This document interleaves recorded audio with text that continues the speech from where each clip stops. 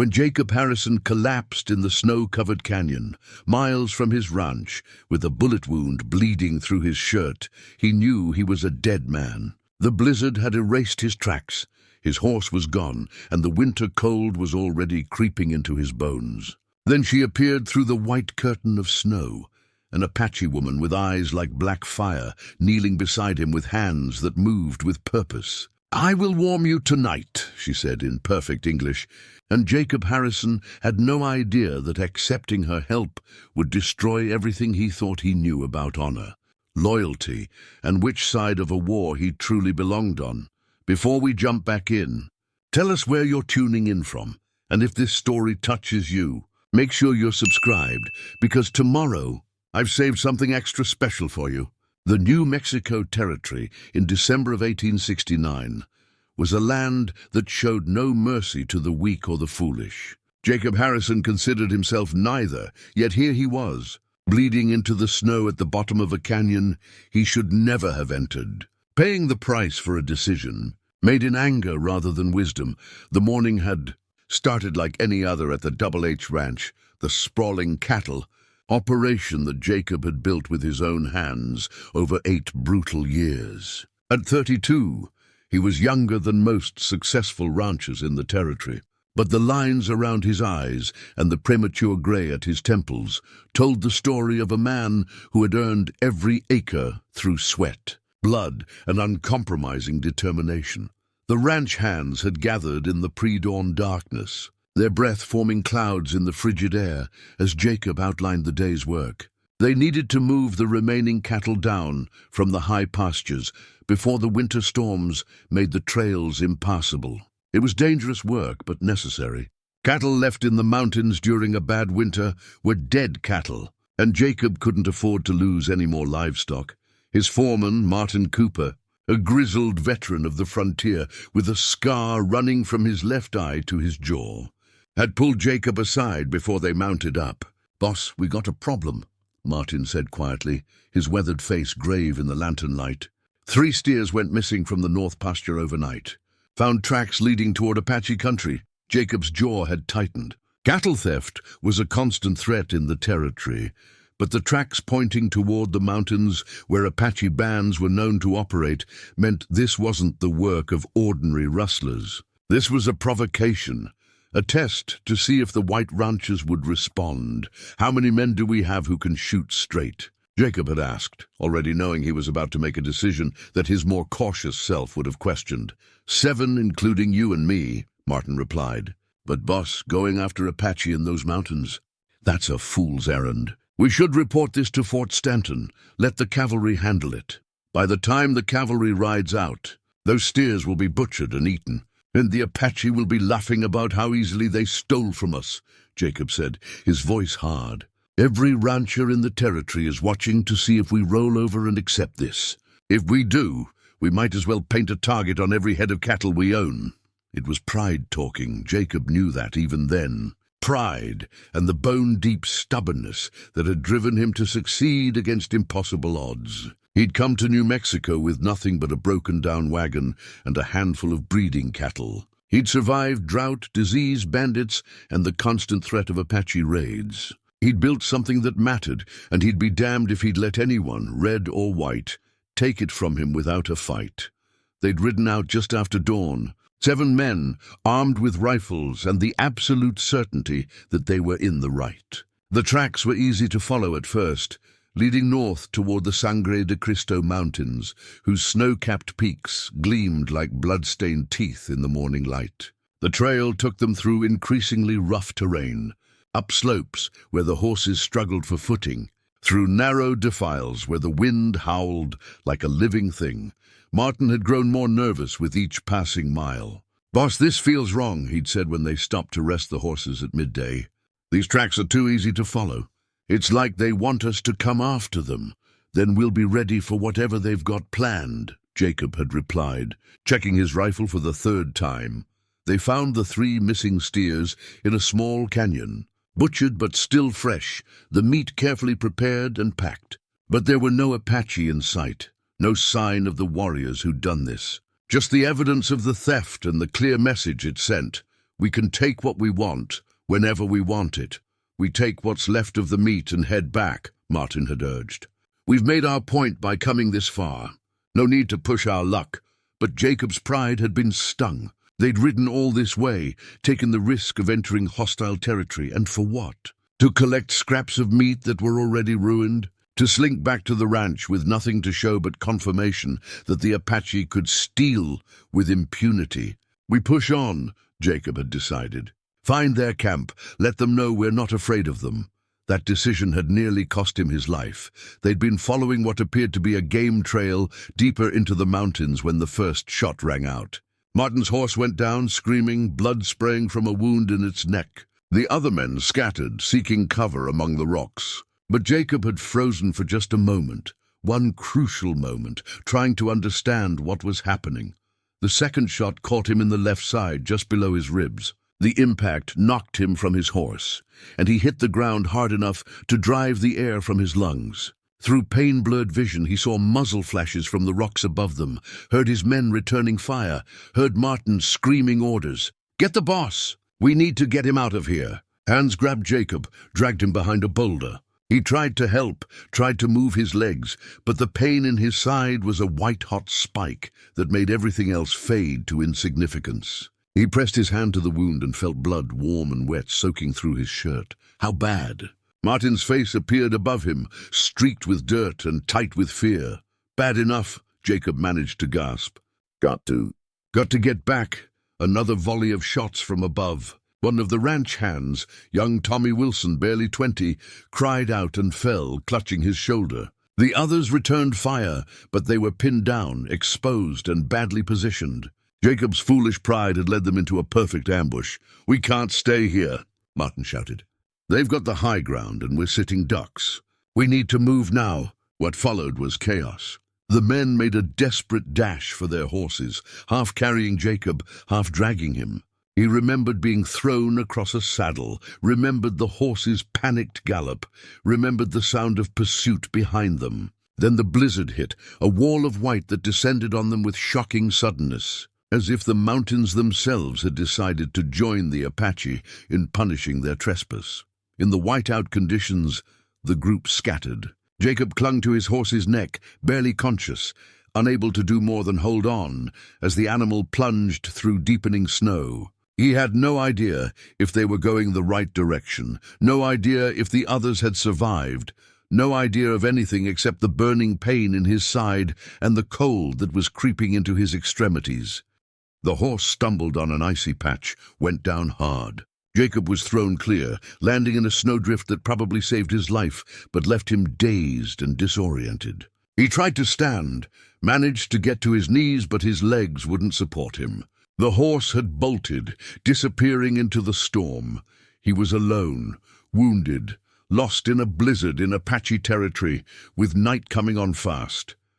Jacob had faced death before. He'd nearly died of cholera during his first year in the territory. He'd been thrown from horses, gored by an angry bull, and once had held off 3 bandits single-handedly when they'd tried to rob his supply wagon. But this was different.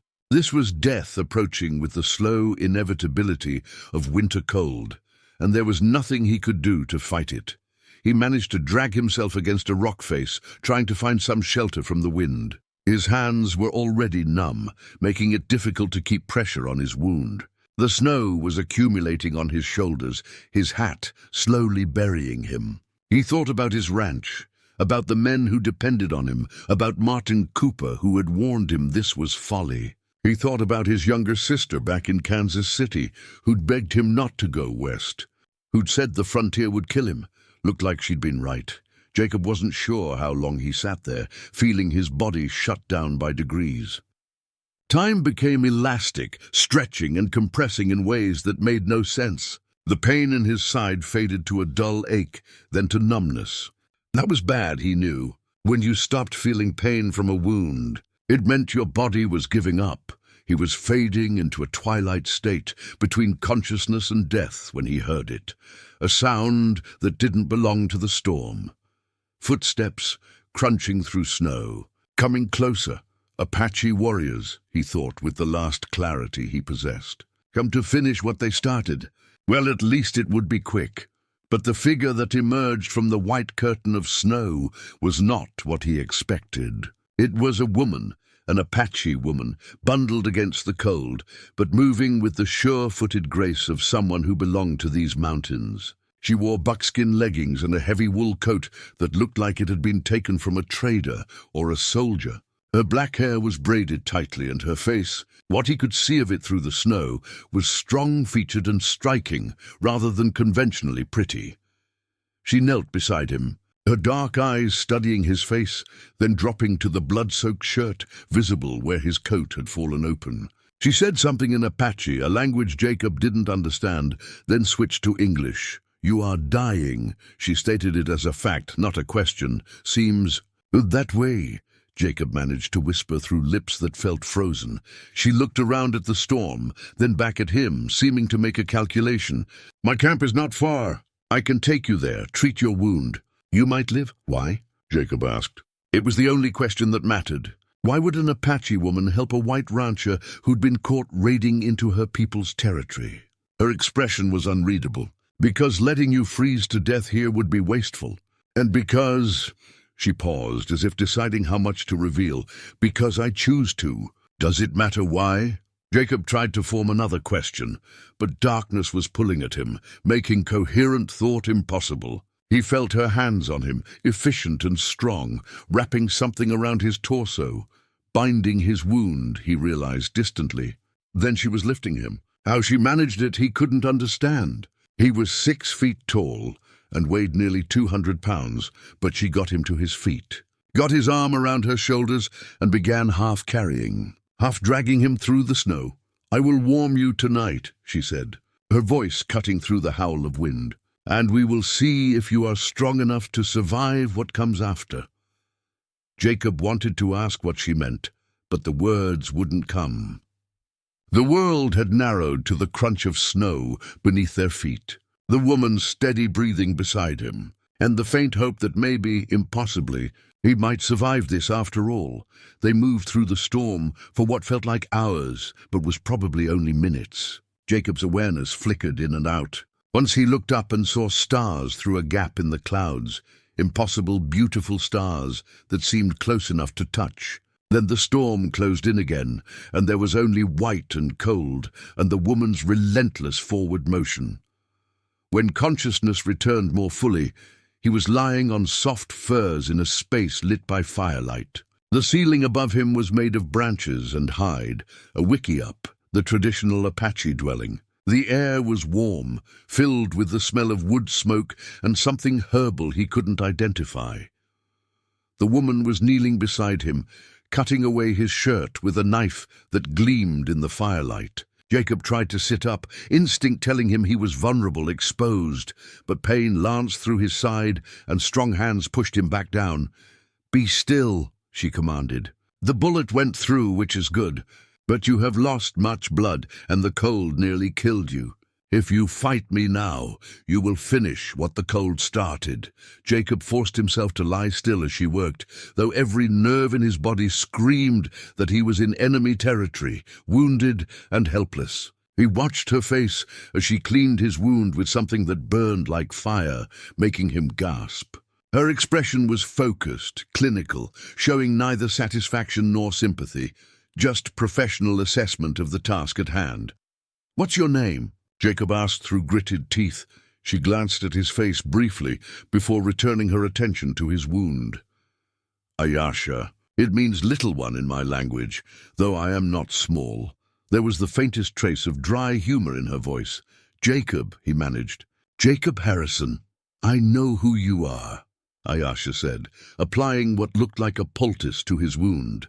"The rancher from the valley, the one who is always expanding his land, always pushing closer to the mountains, the one who does not share water or grazing land with those who were here first." Her words stung worse than whatever medicine she was applying. "I bought that land legally," Jacob said defensively. "Paid for it fair and square." "You bought it from a government that had no right to sell it," Ayasha replied evenly, beginning to wrap his torso with clean cloth. "But that is a conversation for when you are not bleeding into my floor. Rest now. Tomorrow we will see if you are strong enough to argue politics." As she worked, Jacob studied the interior of the wickiup. It was surprisingly well organized, with baskets of food and supplies arranged neatly along the walls, weapons hanging within easy reach, and what appeared to be medical supplies laid out on a woven mat. This was not a temporary camp, but a permanent dwelling. She lived here alone from what he could see. "Where are the others?" Jacob asked. "Your people?" "Not here," Ayasha said, which answered nothing. She finished binding his wound and sat back, assessing her work. "You will have fever tonight. The wound is not clean despite my efforts. If infection sets in badly, you will die. If the fever breaks by morning, you will probably live." "Comforting," Jacob muttered. "I do not deal in comfort. I deal in truth." She moved to tend the fire, adding wood with careful precision. "Sleep if you can. I will watch through the night." "Why are you doing this?" Jacob asked again. "Your people shot me.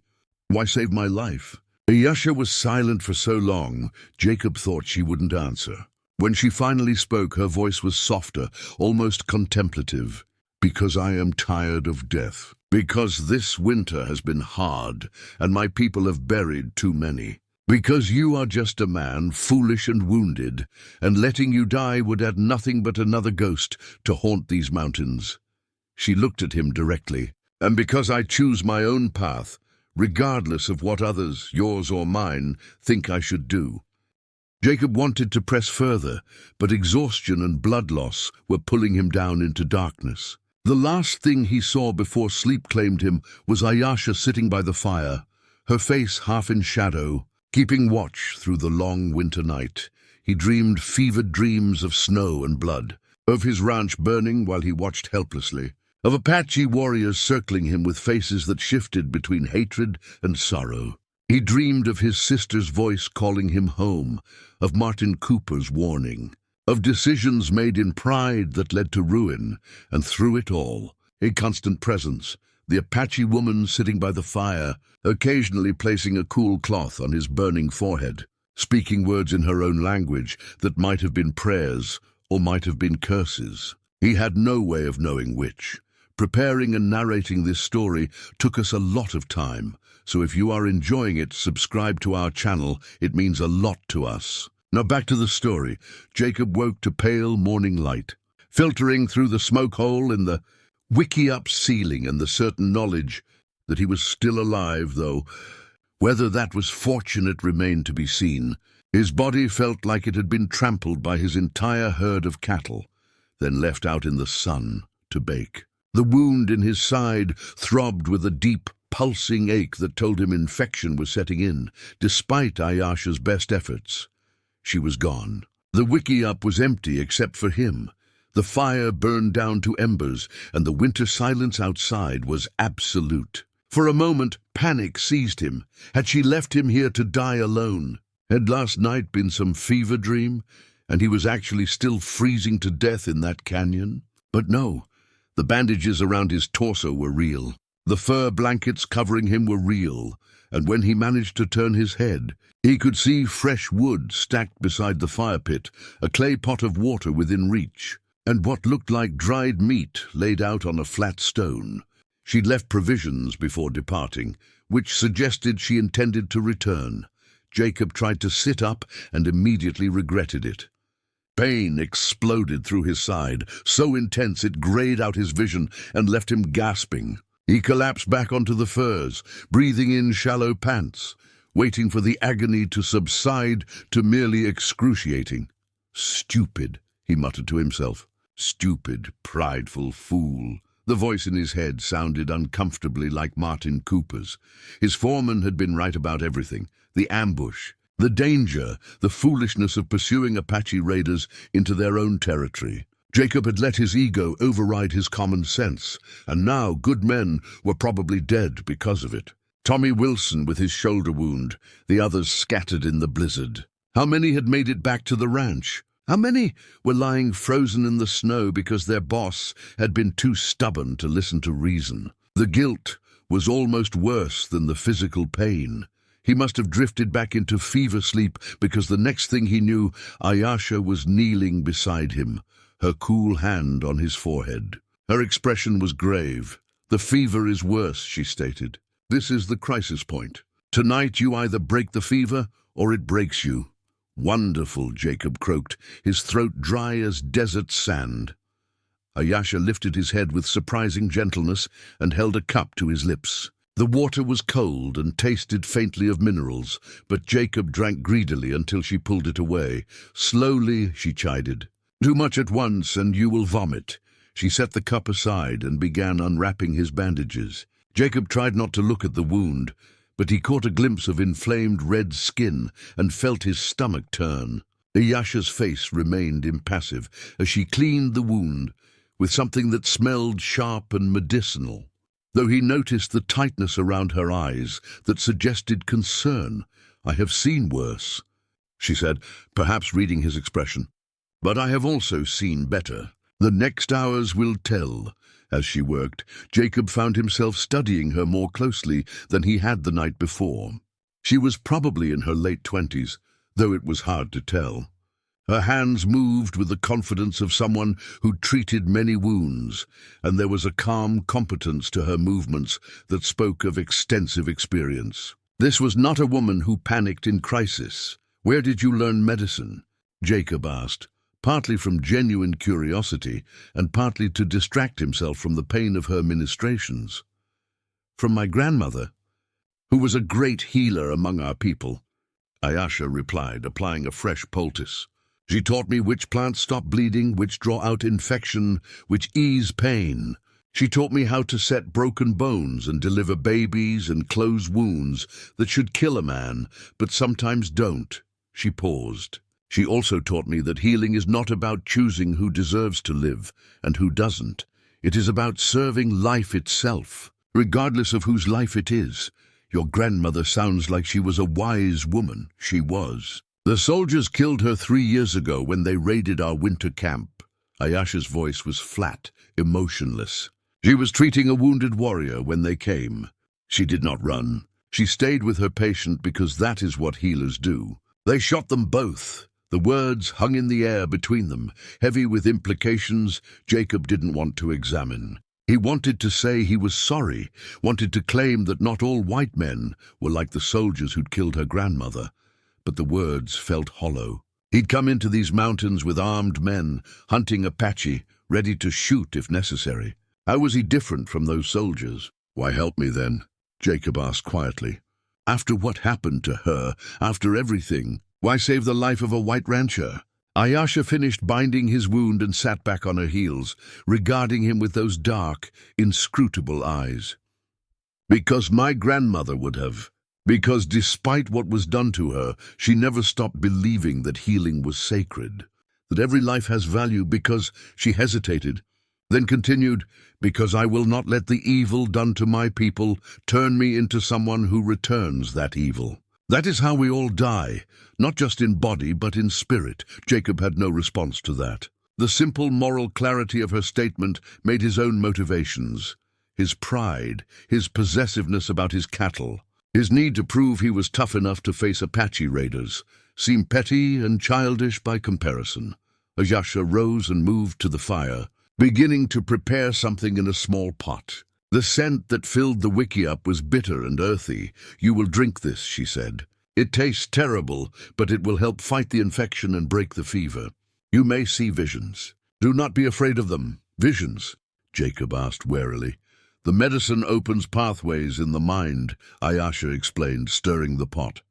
"Sometimes those pathways lead to truth we would rather not face. But facing truth is necessary for healing, not just of body, but of spirit." When she brought him the cup, Jacob sniffed it and immediately regretted it. The smell alone was enough to turn his stomach. But Ayasha's expression brooked no argument, so he drank, forcing down the bitter liquid despite his body's protests. It tasted like dirt mixed with tree bark and despair. "All of it," Ayasha commanded when he tried to stop halfway. Jacob finished the cup and collapsed back onto the furs, waiting for whatever was going to happen next. He didn't have to wait long. Within minutes he felt a strange warmth spreading through his body, starting in his stomach and radiating outward. The pain in his side faded to a distant throb, and the walls of the wickiup seemed to pulse gently, as if breathing. "Sleep now." Ayasha's voice seemed to come from very far away. "I will watch over you." The visions came as he drifted into a state that was neither fully asleep nor fully awake. He saw his ranch, but transformed.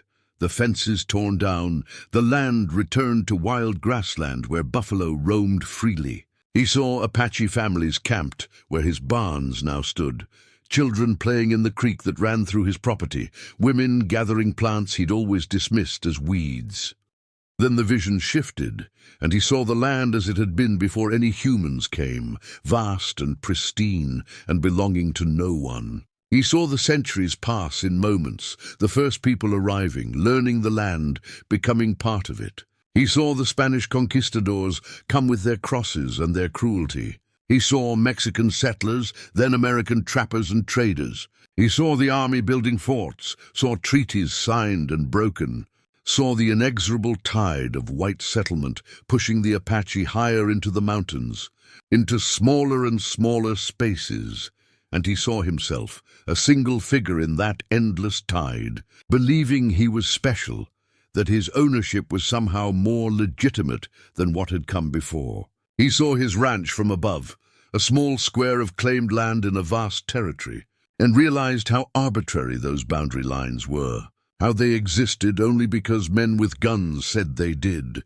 The vision shifted again, and he was standing in his own house, the sturdy adobe structure he'd built with his own hands that he was so proud of. But the house was empty, cold, devoid of life. He walked through rooms that echoed with his footsteps, past furniture that had never known the warmth of family, through a life built on isolation and the belief that success meant keeping others out. "Is this what you wanted?" a voice asked. He turned and saw Ayasha standing in the doorway, but also not Ayasha. Her form seemed to shift, becoming her grandmother, then other women, then back to herself. A fortress of loneliness. An empire of one? "I built something," Jacob tried to argue. "Something that matters." "You built walls," the figure replied, "and called it home." Then he was back in the canyon where he'd been shot, but this time he saw it from a different perspective. He saw his party of armed ranchers through Apache eyes, invaders, trespassers, men who'd come to punish the taking of 3 cattle while sitting on land taken from an entire people. He felt the fear of the Apache scouts who'd watched them come, knowing that if these men found the camp, there would be women and children in danger. He understood suddenly and completely that the ambush hadn't been about murder. It had been about protection, about turning back a threat before it could reach the vulnerable. The realization was shattering.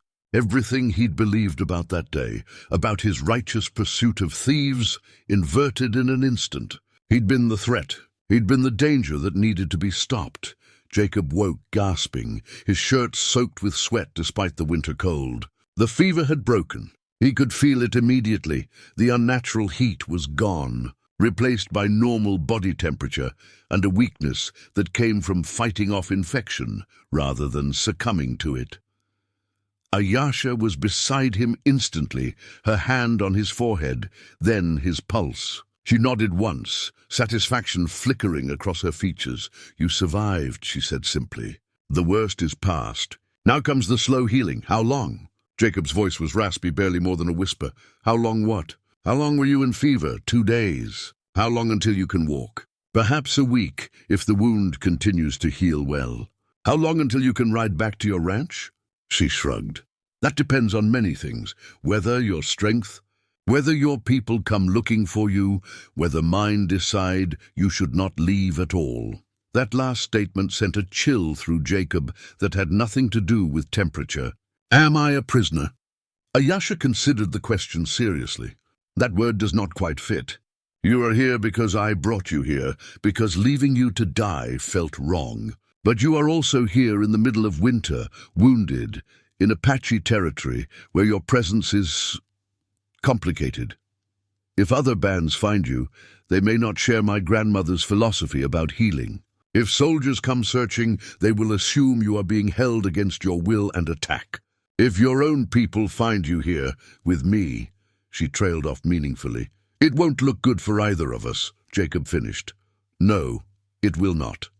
They were silent for a moment, both contemplating the precarious situation they found themselves in. Jacob was acutely aware that this woman had saved his life at considerable risk to herself. If her own people discovered she'd been harboring and healing a white rancher, one who'd been caught in the act of hunting Apache, she could face severe consequences.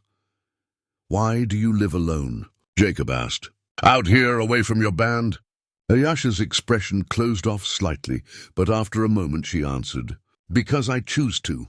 Because after my grandmother died and my husband was killed by the same soldiers, I found I could not bear to be surrounded by grief and anger all the time. Because living alone means I answer only to myself and my conscience, not to chiefs or councils or the demands of collective revenge. Your husband," Jacob started, then stopped, unsure how to finish. "Was a good man," Ayasha said quietly. "A warrior who fought because he had to, not because he loved violence. The soldiers caught him during a raid on a supply train. They did not take prisoners that day." She stood abruptly, as if the memories were too heavy to bear while sitting still. "That is the past. We are concerned with the present, which includes keeping you alive and figuring out what to do with you once you are well enough to travel." Over the following days, a strange routine developed. Ayasha would leave each morning to check her snares and gather what supplies were available in the winter-locked mountains, always returning by midday. She'd change Jacob's bandages, prepare food, mostly rabbit and deer meat mixed with wild onions and dried corn, and answer his questions about Apache life. Though she remained guarded about certain subjects, Jacob found himself fascinated by her knowledge of the land. She could read weather in the behavior of birds, could find edible plants even under snow, could navigate by stars and landmarks invisible to his eyes. She spoke 3 languages fluently, Apache, Spanish, and English, and had a dry wit that caught him off guard when it emerged. "Your people name everything wrong," she said one afternoon while preparing a medicinal tea. "This plant you call sage is not what we call sage. Your elk is our wapiti. You look at this land and see nothing but empty space to fill with your words and your claims. We look at it and see a text already written, complete, needing no translation. Teach me," Jacob said impulsively. "Teach me to read it the way you do." Ayasha looked at him sharply, as if suspecting mockery, but found only genuine interest in his face. "Why? So you can be a better rancher? So you can claim the land more efficiently?" "No," Jacob said, surprising himself with his honesty. "Because I'm tired of being blind. Because these past days, recovering here, I've realized how little I actually know about the place I claim to own. Because—" He hesitated, then pushed forward. "Because you saved my life, and maybe understanding your way of seeing is how I repay that debt." Something shifted in Ayasha's expression, not quite trust, but a softening of suspicion. "Very well," she said. "When you are strong enough to walk, I will teach you. But understand, this is not information you can use against my people. This is sacred knowledge given in trust. If you betray that trust, I won't," Jacob said firmly. "You have my word." "The word of a white rancher," Ayasha said, but there was a hint of amusement rather than bitterness in her tone. "We shall see what that is worth." As the week progressed, Jacob's strength slowly returned. The wound was healing cleanly now, the angry redness fading to pink scar tissue. He graduated from lying flat to sitting up, then to standing with Ayasha's support, then to taking a few wobbling steps around the wiki-up. Each small victory felt monumental. On the 8th day after she'd found him, Ayasha helped him outside for the first time. The sunlight on snow was blinding, the cold air sharp in his lungs, but Jacob had never been more grateful to be alive. The world seemed impossibly beautiful, the pine trees heavy with snow, the distant peaks stabbing into a sky so blue it hurt to look at, the absolute crystalline purity of winter in the high country. "Your ranch is 3 days' ride south," Ayasha said, standing beside him, also taking in the view. When you are well enough, I will guide you to a place where you can find your way home safely. But Jacob, she turned to look at him directly, what happens when you return? Will you tell them about me? Will you bring soldiers back here to rescue you? It was the question Jacob had been avoiding thinking about, knowing that eventually it would have to be answered. What would he say when he got back? That an Apache woman had saved his life? That she'd treated him with kindness and skill? That his assumptions about her people had been proven catastrophically wrong? Or would he lie? Claim he'd survived alone, hide the truth to avoid the complications it would bring? I don't know, Jacob admitted. I honestly don't know what I'm going to do. Ayasha nodded slowly, as if she'd expected this answer. Then we both have much to think about in the days ahead, she said. Come, you have been standing long enough. Back inside before you reopen your wound and undo all my work. As she helped him back into the wickiup, Jacob realized that the fever visions had been right about one thing. His life had irrevocably changed. He was not the same man who'd ridden into these mountains driven by pride and possessiveness. Something fundamental had shifted, and there would be no going back to the comfortable certainties he'd lived by before. The question was, what would he become instead? By the 10th day, Jacob could walk the perimeter of the small clearing around Ayasha's wickiup without stopping to rest, though his side still ached with each step and his stamina remained frustratingly limited. The weakness irritated him. He was a man accustomed to working from dawn until dusk, to riding all day without complaint, to physical labor that would break lesser men. Being reduced to shuffling around like an invalid grated against every notion he held of himself. Ayasha, observing his frustration during one of these walks, made a sound that might have been a laugh. You are angry at your body for doing exactly what it should. Healing slowly, carefully, making sure the wound closes properly before you demand too much of it. This is the impatience of white men. Always rushing, never understanding that some things cannot be hurried. Easy for you to say, Jacob replied, breathing harder than he wanted to admit. You're not the one lying around useless while there's work to be done. Work? Ayasha's eyebrow arched. What work? Your cattle are being tended by your men, or not, but either way you cannot help them from here. Your ranch will stand or fall without you for these few weeks. The only work you have now is healing. That is not useless. That is essential.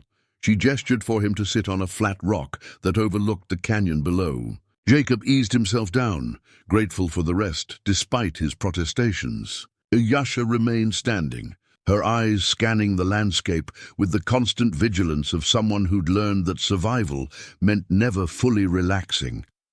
You asked me to teach you to read the land, she said after a moment. This is your first lesson. Be still and observe. White men are always moving, always doing, always changing things. They never simply sit and watch. But the land speaks to those who know how to be quiet enough to listen. Jacob wanted to argue that he knew his own land perfectly well, that he'd spent 8 years learning every creek and canyon on his property. But something in Ayasha's expression stopped him. Instead, he forced himself to do as she instructed, to be still, to quiet his mind, to actually look rather than just see. At first, there was nothing. Just snow and rocks and trees, the same winter landscape he'd been staring at for days. But gradually, as his breathing slowed and his restlessness subsided, details began to emerge. A set of tracks in the snow he hadn't noticed before, too small for deer, probably a fox. The way the snow had drifted against the rocks, creating patterns that told the story of prevailing winds. A pine tree with branches heavier on one side, marking south. A flash of movement in the distance that resolved into a hawk circling over the next ridge. What do you see? Ayasha asked quietly. Jacob described what he'd observed, feeling foolish, like a child reciting lessons. But Ayasha nodded approvingly. Good. Now tell me what it means. The fox tracks mean there are rabbits or other small prey nearby, Jacob said slowly, working it out. The wind patterns. They show that storms usually come from the northwest. The hawk is hunting, which means there must be rodents active even in winter. The tree... He paused, then remembered something his father had taught him years ago. The tree shows that the south side gets more sun, makes the branches grow stronger there. Yes, Ayasha said. These are the obvious readings. Now go deeper. The fox tracks are from this morning. You can tell because the edges are still sharp. No wind has worn them down yet. This means the fox's den is close, probably within half a mile. The hawk circles over that specific ridge because there is a meadow on the other side where the snow is thinner, where small animals can still find seeds and dried grass. I know this because I have walked there. She pointed to a cluster of aspens downslope. See how those trees are scarred on the west side? That was a fire perhaps 20 years ago. It burned hot enough to kill many trees, but not all. The new growth shows you how the forest heals itself, slowly, without human help. And there she indicated a rock formation. Water runs there in spring. You can tell by the pattern of lichen growth, by the type of willows growing in that depression. In summer, elk come to drink there. I know because I have found their tracks, their droppings, the places where they bed down. Jacob listened, fascinated despite himself. She was describing a completely different landscape than the one he'd been seeing, a living text full of information, history, and interconnected meanings. His own knowledge of land was limited to practical questions. Will it support cattle? Is there water? How do I fence it? He'd never considered that the land itself had stories to tell, lessons to teach. If only he knew how to read them. Teach me more, he said. Over the following days, Ayasha became his unlikely instructor in a subject he'd never known he needed to study. She taught him to identify animal tracks not just by shape, but by the story they told. A deer moving slowly meant it was feeding, moving quickly meant it was spooked. She showed him how to find water in winter by watching where birds congregated, how to predict weather by the behavior of insects, how to identify edible plants even when they were dormant and buried under snow. Your people see land as empty space to fill, Ayasha explained one afternoon as they sat processing pine nuts she'd gathered. My people see it as full of life, full of spirits, full of relationships between things. A tree is not just wood waiting to be cut. It is home to birds, food for insects, shelter for deer, medicine for humans. When you cut it down, you break all those relationships. You create emptiness where there was fullness. But people need timber, Jacob argued. They need to build houses, fences, barns. Yes, Ayasha agreed. And we need these things too. But there is a difference between taking what you need with gratitude and respect, and taking everything you can because you believe it all belongs to you. Your people never ask the tree's permission. Never thank it for its sacrifice. Never plant new trees to replace what you take. You just take and take until nothing is left. Then you move on to take from somewhere else. The criticism stung because Jacob recognized its truth. He'd cut down dozens of trees on his property without a second thought, viewing them as obstacles to be cleared rather than living things with value beyond their utility to him. The idea of asking a tree's permission seemed absurd, yet he couldn't quite dismiss it. There was something in Ayasha's worldview that called to a part of him he'd long ignored, a part that recognized the fundamental loneliness of treating the entire world as resources to exploit, rather than relationships to nurture. How do you ask a tree's permission? Jacob asked, half serious, half skeptical. Ayasha regarded him thoughtfully. Come, I will show you. She led him, slowly because of his injury, to a stand of junipers about a quarter-mile from her wickiup. The walk exhausted Jacob more than he wanted to admit, but he was determined not to show weakness. Ayasha selected a small tree, placing her hand on its trunk. You speak to it as you would speak to any living thing whose help you need, she said simply. You explain why you need what it can provide. You acknowledge that you are asking for a sacrifice. You promise that the sacrifice will not be wasted, that you will use what is given well. And you give something in return, tobacco, cornmeal, a prayer. Something that shows respect for the exchange. Jacob watched, feeling awkward and out of place, as Ayasha spoke to the tree in Apache, her voice low and respectful. When she finished, She produced a small pouch and sprinkled something at the tree's base. Cornmeal, he guessed.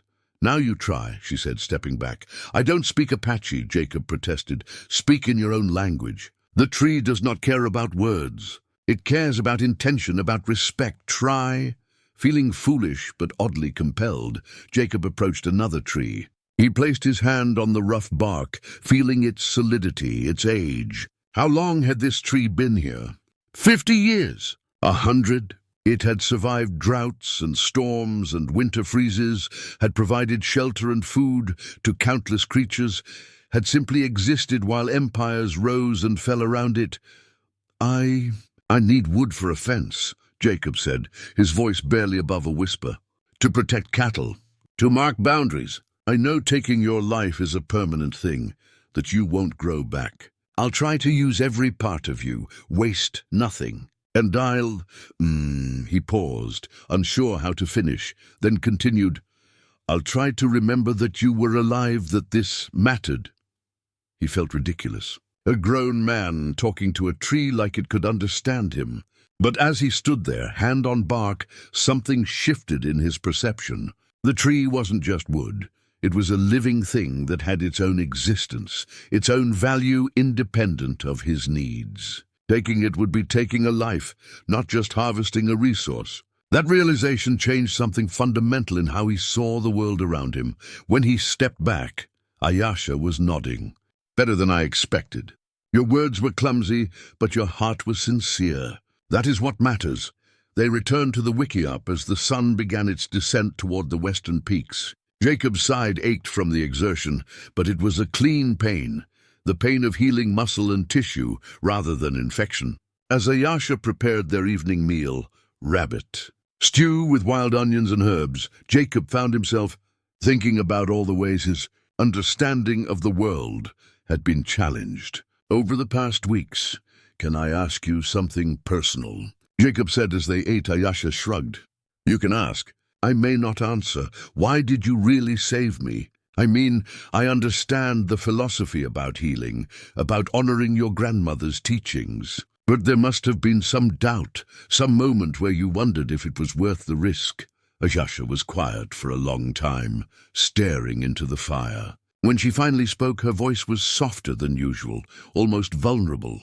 "Do you know what it is like to be so angry that you can feel it eating you from the inside? After my grandmother died, after my husband was killed, I was full of rage. I wanted revenge. I wanted every white person to suffer as my people had suffered. I stopped healing, stopped helping, stopped caring about anything except my hatred."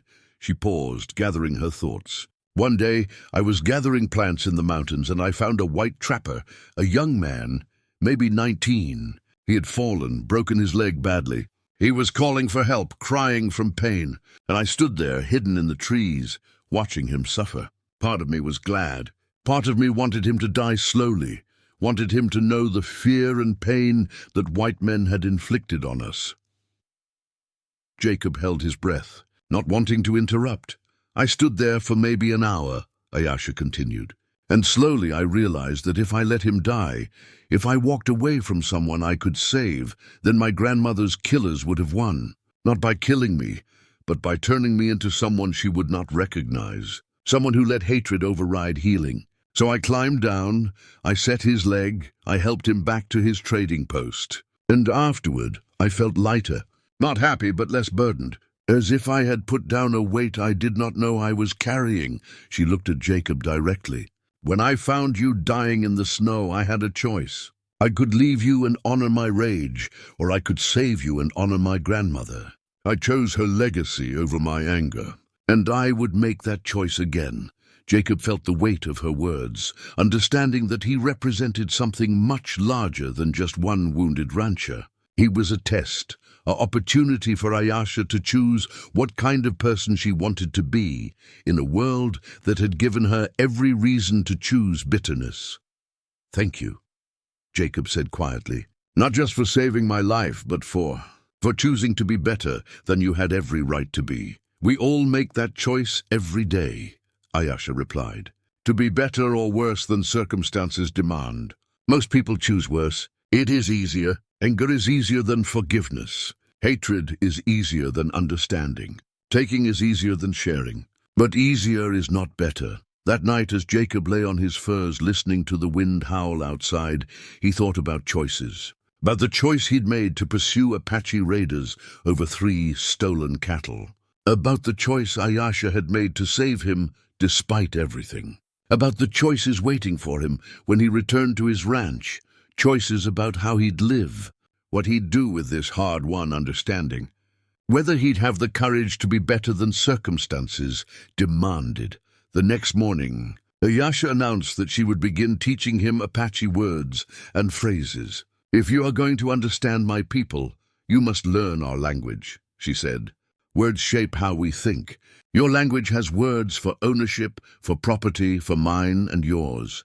Our language has words for relationship, for kinship, for shared responsibility. Learn our words, and you begin to learn our mind." Jacob proved to be a terrible student. The sounds of Apache were unlike anything in English, requiring his tongue and throat to form shapes that felt unnatural. Ayasha was patient but firm, correcting his pronunciation repeatedly, making him practice until his throat was sore.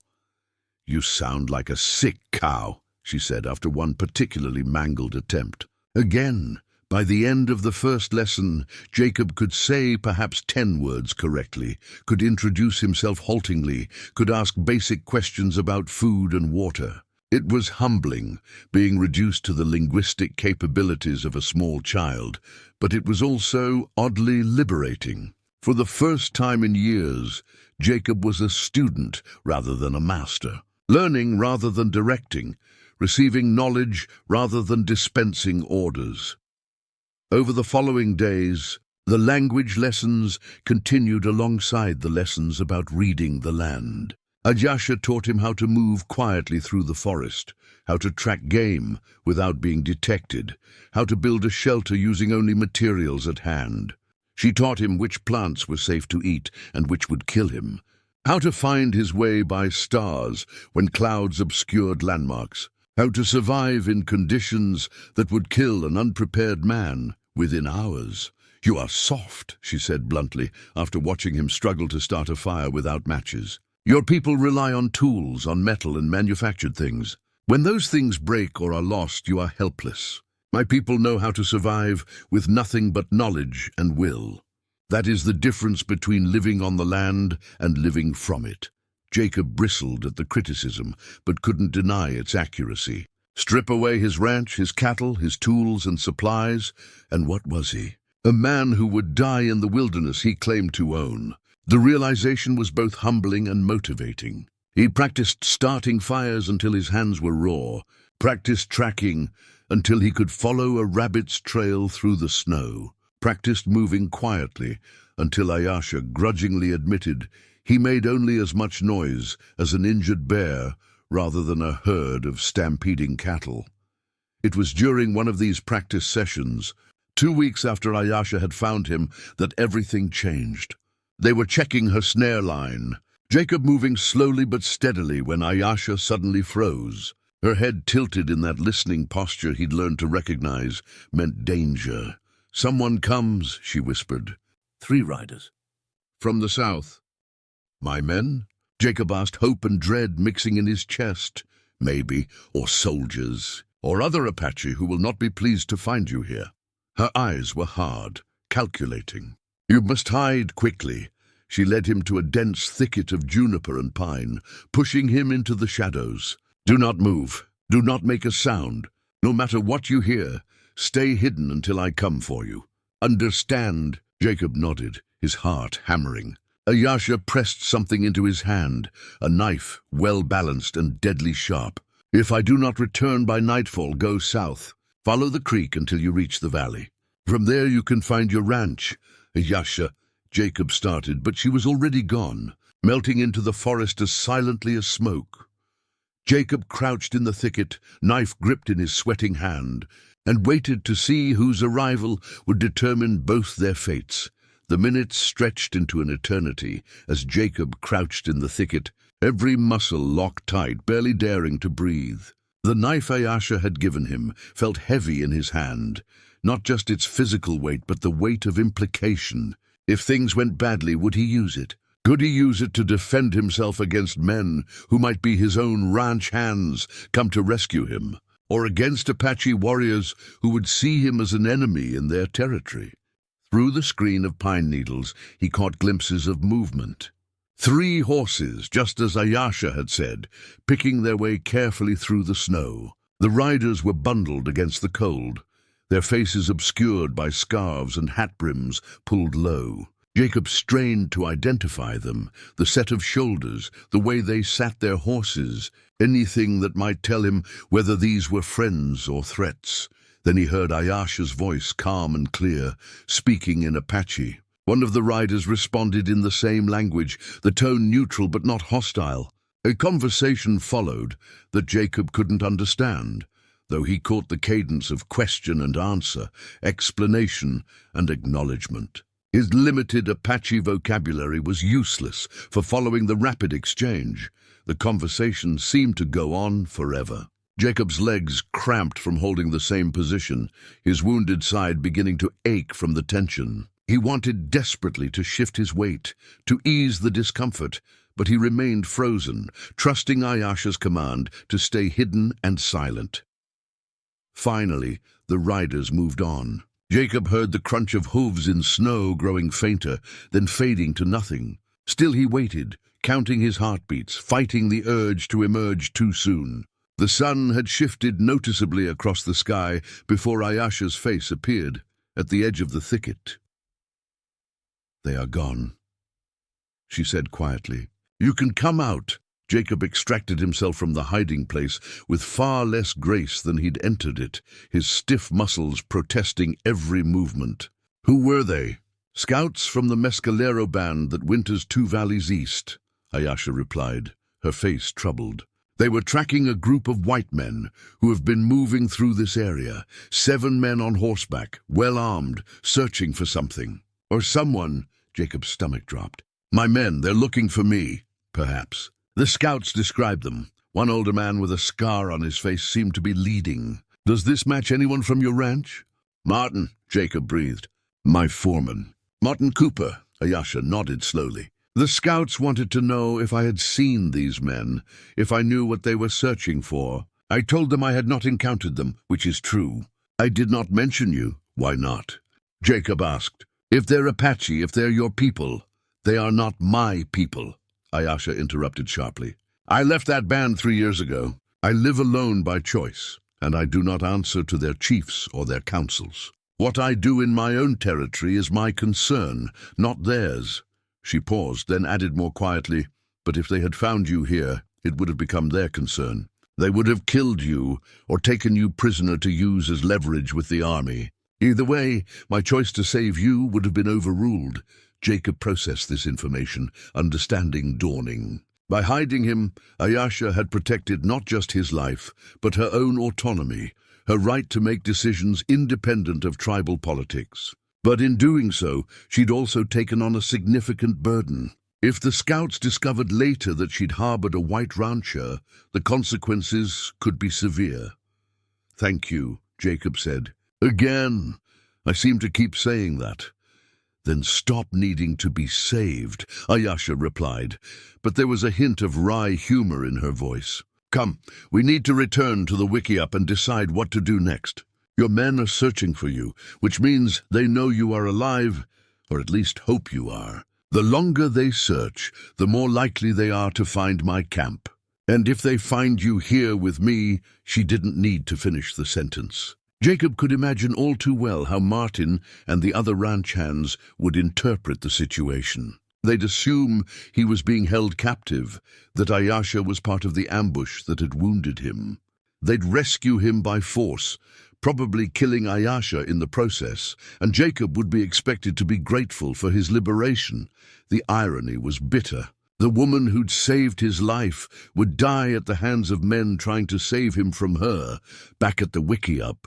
Ayasha built up the fire while Jacob paced, or tried to pace. Managing only a few steps before his side reminded him he was still healing. His mind raced with possibilities, none of them good. "I need to go to them," Jacob said finally. Find Martin, tell him I'm alive and safe. Send them back to the ranch before they stumble into a confrontation they can't win. You can barely walk a mile without exhausting yourself, Ayasha pointed out. How do you plan to find them in these mountains? They are moving, searching. You would be trying to catch smoke on the wind. Then what do you suggest? Jacob's frustration leaked into his voice. Wait here until they find us? Or until those Apache scouts come back with more questions you can't answer? Ayasha was quiet for a moment, staring into the fire. When she spoke, her voice was measured, as if she'd been considering the problem from multiple angles. There is a place, half a day's journey south, where trappers sometimes leave messages for each other, a lightning-struck pine tree that stands alone on a ridge. It is visible from several valleys. If you could reach that place, you could leave a sign for your men, something to tell them you are alive, to direct them to a meeting place. Can I make that journey? Jacob asked. With help, yes. The trail is not too difficult and you have grown stronger. But we would need to leave soon before the next storm. And Jacob, she met his eyes seriously, once you contact your men, everything changes. You will have to decide what story you tell them. About where you have been, how you survived, who helped you. The unspoken question hung between them. Would you tell the truth, or would you lie to protect me? I won't let them hurt you, Jacob said firmly. Whatever I tell them, I'll make sure of that. Can you make sure? Ayasha challenged. Can you control how 7 armed men react when they see their boss with an Apache woman in the middle of winter? Can you guarantee they will listen to reason before they act on instinct and prejudice? Jacob wanted to say yes, wanted to believe that his authority over his men would be enough. But he'd seen how rage and fear could override reason, how even good men could do terrible things when they believed they were in the right. Martin was level-headed, but he'd just spent weeks searching for his boss in hostile territory. The other hands were younger, more volatile, conditioned by years of conflict to see all Apache as enemies. Then I'll go alone, Jacob decided. You get me to this tree, this message place, and then you disappear. I'll wait there for Martin to find me. I'll tell them I survived on my own, that I've been holed up in a cave recovering. They won't know about you. They will ask questions, Ayasha warned. Your wound was treated by someone skilled. Your clothes, though torn and blood-stained, show signs of care. You are too healthy for a man who spent 2 weeks alone and wounded in winter mountains. The story will not hold. It doesn't have to hold perfectly, Jacob argued. It just has to be plausible enough that they don't go looking for alternative explanations. I'll claim I had supplies from my saddlebags, that I knew enough field medicine to treat myself. They'll want to believe it, because the alternative, that an Apache saved me, is too complicated to accept. Ayasha studied him for a long moment. You would lie for me? To protect you? Yes, Jacob said it without hesitation. You saved my life when you had every reason to let me die. You've taught me things I needed to learn, challenged assumptions I needed to question. The least I can do is keep you safe from the consequences of your mercy. Something flickered in Ayasha's eyes. Surprise, perhaps, or a cautious hope. Very well, we leave at dawn. Bring nothing that shows you were cared for. I will dirty your bandages, tear your clothes more, to make them look as if you survived roughly. You will need to look like a man who barely survived, not one who was nursed back to health. They spent the rest of the day preparing. Ayasha deliberately roughened Jacob's appearance, adding strategic dirt and wear to his clothing, loosening the neat bandages and replacing them with cruder wrappings that looked self-applied. She coached him on what to say, what details to include to make his story believable, which questions to deflect or answer vaguely. Remember, she said as she worked, you were found in a cave. Not a specific cave, just a cave. Somewhere you stumbled into after the blizzard. You had some dried meat in your coat pocket that you'd forgotten about. You used snow for water. You slept most of the time, feverish and confused. The details are hazy because of the fever.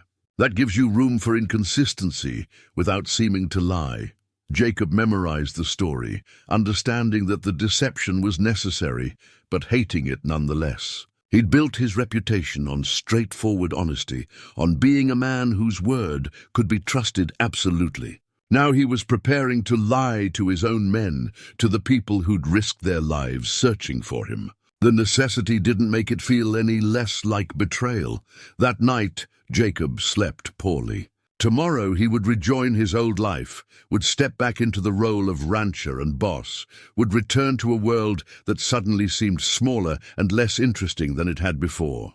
The time with Ayasha had opened doors in his understanding he hadn't known existed. Going back meant closing some of those doors, living with contradictions he couldn't fully resolve. And there was another complication he'd been avoiding thinking about. His feelings for Ayasha had shifted into territory he didn't know how to navigate. She'd been his savior, then his healer, then his teacher. But somewhere in those roles, he'd also begun to see her as simply herself, a woman of remarkable strength and intelligence, whose company he'd come to value in ways that had nothing to do with gratitude or obligation. What exactly those feelings meant, Jacob wasn't ready to examine too closely. The gulf between their worlds was too vast, the complications too numerous. Better to focus on immediate problems, getting to the message tree, contacting his men, protecting Ayasha from the consequences of helping him. Dawn came grey and cold, with clouds building in the northwest that promised another storm within a day or two. Ayasha had packed supplies for the journey. Dried meat, water in a leather flask, materials to refresh Jacob's bandages if needed. She'd also prepared a walking stick for him, carefully shaped and sized to his height. "Ready?" she asked, as they stood outside the wickiup. Jacob looked back at the structure that had been his shelter and sanctuary for 2 weeks. It seemed impossible that so much had changed in such a short time. The man who entered that wickiup wounded and dying was not the same man preparing to leave it. "Ready," he said. The journey to the message tree tested Jacob's recovering strength. The terrain was challenging, steep slopes, icy patches, sections where he had to scramble over fallen logs or navigate narrow ledges. Ayasha moved ahead, choosing the easiest paths, waiting patiently when Jacob needed to rest. She didn't offer help unless absolutely necessary, allowing him to struggle and succeed on his own terms. They stopped at midday to eat and rest. Jacob's side ached, and exhaustion dragged at his limbs, but it was the clean exhaustion of honest effort rather than the weakness of illness. He was healing. In another week he'd be able to ride. In 2 he'd be back to full strength. "There," Ayasha said, pointing to a ridge ahead. "The tree stands just beyond that rise." "Another hour, perhaps less," Jacob nodded, forcing himself to stand despite protesting muscles. They pushed on, climbing the final slope in silence. When they crested the ridge, Jacob saw the tree Ayasha had described, a massive ponderosa pine, its top shattered by lightning, standing alone against the sky like a monument to survival. At the base of the tree, someone had carved out a hollow protected from weather. Inside were various items, carved sticks, strips of cloth tied in specific patterns, even a few letters wrapped in oilcloth. Messages left by trappers and traders, creating an informal mail system in the wilderness. "This is where you wait," Ayasha said. "I will leave you now." Jacob turned to face her, suddenly aware that this might be the last time they spoke. "Will I see you again?" Ayasha's expression was guarded. "That depends on many things. What you tell your men, what they do with that information, whether soldiers come searching the mountains, whether my people decide that the white rancher who was hunting Apache should not have survived his wounds." She paused. "But if the spirits are kind, and if you remember what you have learned, perhaps our paths will cross again."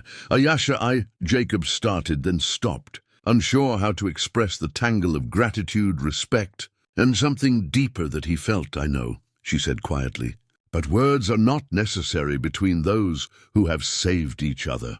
Go back to your life, Jacob Harrison. Be better than you were. That is thanks enough." She turned to leave, but Jacob reached out, catching her hand. "My life isn't the same as it was. You made sure of that. And I don't want to lose what I've found here, even if I have to go back." Ayasha looked at their joined hands, then up at his face. For a moment, something vulnerable showed in her expression, quickly masked. "The world we live in does not make room for what you are suggesting. You are a white rancher. I am Apache. There is no path forward for us that does not end in pain. Maybe, Jacob conceded. But maybe that's a reason to find a new path. Not to give up before trying. Spoken like a man who has never tried to walk between two worlds, Ayesha said. But there was sadness in her voice, rather than dismissal. I have lived in that space, Jacob. It is lonely there. It is hard. Most people do not survive it. Then teach me how, Jacob said. Teach me how to walk in that space without falling. Ayesha pulled her hand free, stepping back. First survive reunion with your people. Then we will see if you still want to learn that lesson. She pulled something from her pouch, a small, carved figure, a bear standing upright. Take this. If you truly wish to find me again, place this at the base of this tree. I check this place every full moon. When I find it, I will know you have chosen the harder path. She pressed the carving into his hand, then turned and walked away. Jacob watched her go, her form becoming smaller against the vast landscape until she disappeared into the forest. Then he was alone with the wind and the waiting. He didn't have to wait long. Late afternoon brought the sound of horses, voices calling his name. Jacob stood, using the walking stick for support, and shouted in response. Within minutes, 7 riders burst into view, Martin Cooper in the lead. "Boss!" Martin's weathered face split into a grin of pure relief. "Thank God." "We thought we feared." He dismounted in a rush, the other hands following suit. All talking at once, Jacob let them surround him, accepting their backslaps and questions, playing the role of the grateful survivor. But part of his mind remained in the forest with the woman who'd saved him, wondering if he'd have the courage to place that carved bear at the base of the lightning-struck tree when the next full moon rose. The hardest journey, he suspected, still lay ahead. The ride back to the Double H Ranch took 2 full days, moving slowly to accommodate Jacob's weakened condition. Martin Cooper had brought an extra horse and supplies, including a proper bedroll and winter coat to replace Jacob's tattered clothing. The other hands, young Billy Patterson, the Garrett brothers Michael and Stephen, old Pete Sanchez, and 2 newer men named Dutch Werner and Frank Collins, treated Jacob with a mixture of relief and reverence, as if he'd returned from the dead. In a sense, he had. They made camp the first night in a sheltered canyon, building a large fire and cooking fresh meat that tasted like luxury after weeks of Ayesha's sparse rations. The men pressed Jacob for details of his survival, their questions coming rapid fire, eager for the story they'd tell in bunkhouses and saloons for years to come. Jacob stuck to the narrative he and Ayesha had constructed. The ambush, the blizzard, stumbling into a cave, barely conscious. The fever that had consumed nearly a week, blurring time and memory. Surviving on melted snow and the small amount of dried meat he'd had in his pockets. The slow, agonizing recovery until he was strong enough to make his way to the message tree. "It's a miracle you survived at all, boss," Billy said, his young face awestruck. "Wounded, alone in that cold, most men would have given up." "I thought about it," Jacob admitted, which was true enough. "More than once. But I kept thinking about the ranch, about all of you, about everything we'd built. Seemed wrong to die and leave it unfinished." Martin studied him across the fire, his scarred face thoughtful. The old foreman knew Jacob better than anyone, had worked alongside him for 6 years. If anyone would detect the gaps in his story, it would be Martin. "Your wound was treated," Martin said carefully. "Those bandages didn't get tied by a man with a bullet in his side, barely conscious from fever." Jacob had anticipated this question. "I had lucid moments. Enough to know I'd bleed out if I didn't bind it. The wrapping isn't pretty, but it kept me alive. Lucky the bullet went clean through," Pete observed. "Inch or 2 different and it would have hit something vital." "Lucky," Jacob agreed, though he knew it hadn't been luck, but Ayesha's skilled treatment that had made the difference between life and death. The conversation drifted to ranch business.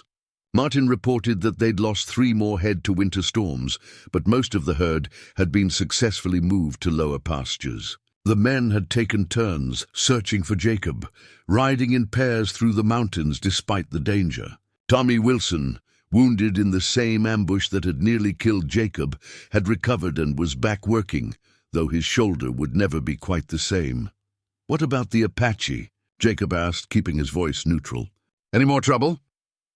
Martin's expression darkened. "Funny thing about that. After you disappeared, the raids just stopped, like they'd made their point and moved on. We've had scouts watching the mountains, but there's been no sign of hostile activity for weeks, because Ayasha had told them to stop," Jacob realized. Or perhaps the scouts who'd found her had spread word that the white ranchers were searching their territory, and the bands had decided discretion was wiser than provocation. Either way, the absence of raids had probably saved lives on both sides. Maybe they figured winter was hard enough without adding to everyone's misery, Jacob suggested. "Maybe," Martin said, but his tone suggested he didn't believe in Apache mercy. "Or maybe they're waiting for spring to hit us harder. Either way, we've doubled the watch on the herds and reinforced the ranch house defenses. If they come back, we'll be ready." Jacob felt a pang at the assumption of inevitable conflict, at the way Martin and the others viewed the Apache as a perpetual enemy, rather than people trying to survive on land that had been theirs for generations. He wanted to challenge that view, to share what he'd learned from Ayasha, but he knew the timing was wrong. Men who'd just spent weeks searching for their boss in hostile territory weren't ready to hear that maybe the hostility was more complicated than they thought. That night, Jacob lay in his bedroll staring at the stars, the same stars he'd watched from Ayasha's wiki-up, though the context felt entirely different. In her camp, the wilderness had felt like home, a place of belonging. Here, surrounded by his own men, he felt oddly displaced, as if he'd returned to a life that no longer quite fit. The carved bear figure pressed against his chest, where he'd tucked it inside his shirt. A secret weight that represented possibilities he wasn't ready to examine in the harsh light of his old life. They reached the Double H by late afternoon the second day. The ranch spread across the valley, exactly as Jacob remembered. The main house he'd built from adobe and timber, the barn that could shelter 50 horses, the bunkhouse where his men lived, the corrals and outbuildings that represented 8 years of unrelenting work. It should have felt like coming home. Instead, it felt like returning to a place he'd once known, but had somehow outgrown. Maria Rodriguez, the Mexican woman who cooked for the ranch hands and kept the main house from descending into complete bachelor squalor, burst into tears when she saw Jacob. She crossed herself repeatedly, muttering prayers in Spanish, then scolded him fiercely for worrying everyone before pulling him into a fierce embrace. "You're too thin," she declared, stepping back to assess him critically. "And you look like you've been wrestling with death himself. Come, I will feed you properly, not whatever scraps you survived on in those terrible mountains." Over the next few days, Jacob settled back into ranch routines, though he tired easily, and Martin insisted he take on only light duties until fully healed. He reviewed the books, checked on the cattle, assessed winter damage to fences and buildings. Everything was in order. Martin had kept the operation running smoothly in his absence. The ranch didn't need Jacob as much as he'd thought it did. That realization was both reassuring and unsettling. Word of Jacob's survival spread quickly through the territory. Neighbors rode over to hear the story firsthand, to marvel at his luck, to share their own near-death experiences. The local newspaper sent a reporter who wrote a florid account of frontier survival that made Jacob sound more heroic than he felt. He became a minor celebrity, the rancher who'd survived 2 weeks alone in Apache territory in the dead of winter. The lies accumulated with each retelling, growing more elaborate as people added their own embellishments. By the time the story had circulated through Fort Stanton and the surrounding settlements, Jacob had supposedly fought off a pack of wolves, survived on nothing but snow and willpower, and made his way down from the mountains half-frozen but unbowed. Each false detail felt like another barrier between Jacob and the truth of what had actually happened. Not a tale of frontier ruggedness, but a story of mercy and cross-cultural connection that no one wanted to hear. 3 weeks after his return, Captain David Morrison from Fort Stanton rode out to the Double H with a small detachment of cavalry. Jacob received him in the ranch house, offering coffee that Maria brewed strong enough to strip paint. Morrison was a career soldier in his 40s, his face weathered by decades of frontier service. He had a reputation as a fair man, not one of the glory-seeking officers who viewed Apache campaigns as opportunities for advancement. "Mr. Harrison, I'm glad to see the reports of your survival weren't exaggerated," Morrison said, accepting the coffee. "Your ordeal has been the talk of every post from here to Santa Fe." "I got lucky, Captain." "That's all?" "Lucky and tough," Morrison corrected. "Most men wouldn't have lasted 3 days in those conditions, let alone 2 weeks. But I'm here on official business, I'm afraid. The Army is planning a spring campaign into the mountains, a major effort to relocate the remaining Apache bands to the reservation at Bosque Redondo. Your experience gives you unique knowledge of the terrain up there. I'm hoping you'll agree to serve as a scout and guide." Jacob's stomach dropped. "A campaign?" "Captain, the raids have stopped. There's been no hostile activity for over a month." "Exactly," Morrison said, "which suggests the Apache are regrouping, preparing for spring offensives. Better to move against them now, while they're scattered in winter camps, than to wait until they're organized and mobile. Or maybe they're just trying to survive the winter like everyone else," Jacob said. His voice sharper than he'd intended. Morrison raised an eyebrow. "That's an unusually sympathetic view, Mr. Harrison. I was told you lost cattle to Apache raids, that you were ambushed and nearly killed pursuing them. Has your perspective changed?" Jacob chose his words carefully. "I've had a lot of time to think while recovering. About what we're fighting over, about whether there might be better solutions than constant conflict. Those mountains are harsh, Captain. The Apache who winter there aren't living well. They're desperate, pushed to the margins. Maybe instead of driving them further, we could what?" Morrison interrupted, his tone hardening. "Negotiate. We've tried that, Mr. Harrison. Treaties have been signed and broken repeatedly. The Apache take our offers of reservation land as weakness. Continue raiding, continue killing. The Army's patience is exhausted. Have you considered that maybe the reservation offers are worse than staying in the mountains?" Jacob pressed. "I've heard stories about Bosque Redondo, disease, starvation, families torn apart. If I were Apache, I'd fight too, rather than accept that fate." Morrison set down his coffee cup carefully. "Mr. Harrison, I understand you've been through a traumatic experience. Sometimes that can affect a man's thinking, make him question things he was certain about before. But the Army has its orders, and those orders come from Washington. The Apache will be relocated. The only question is how much blood gets spilled in the process, and you want me to help spill it. I want you to help minimize casualties on both sides," Morrison corrected.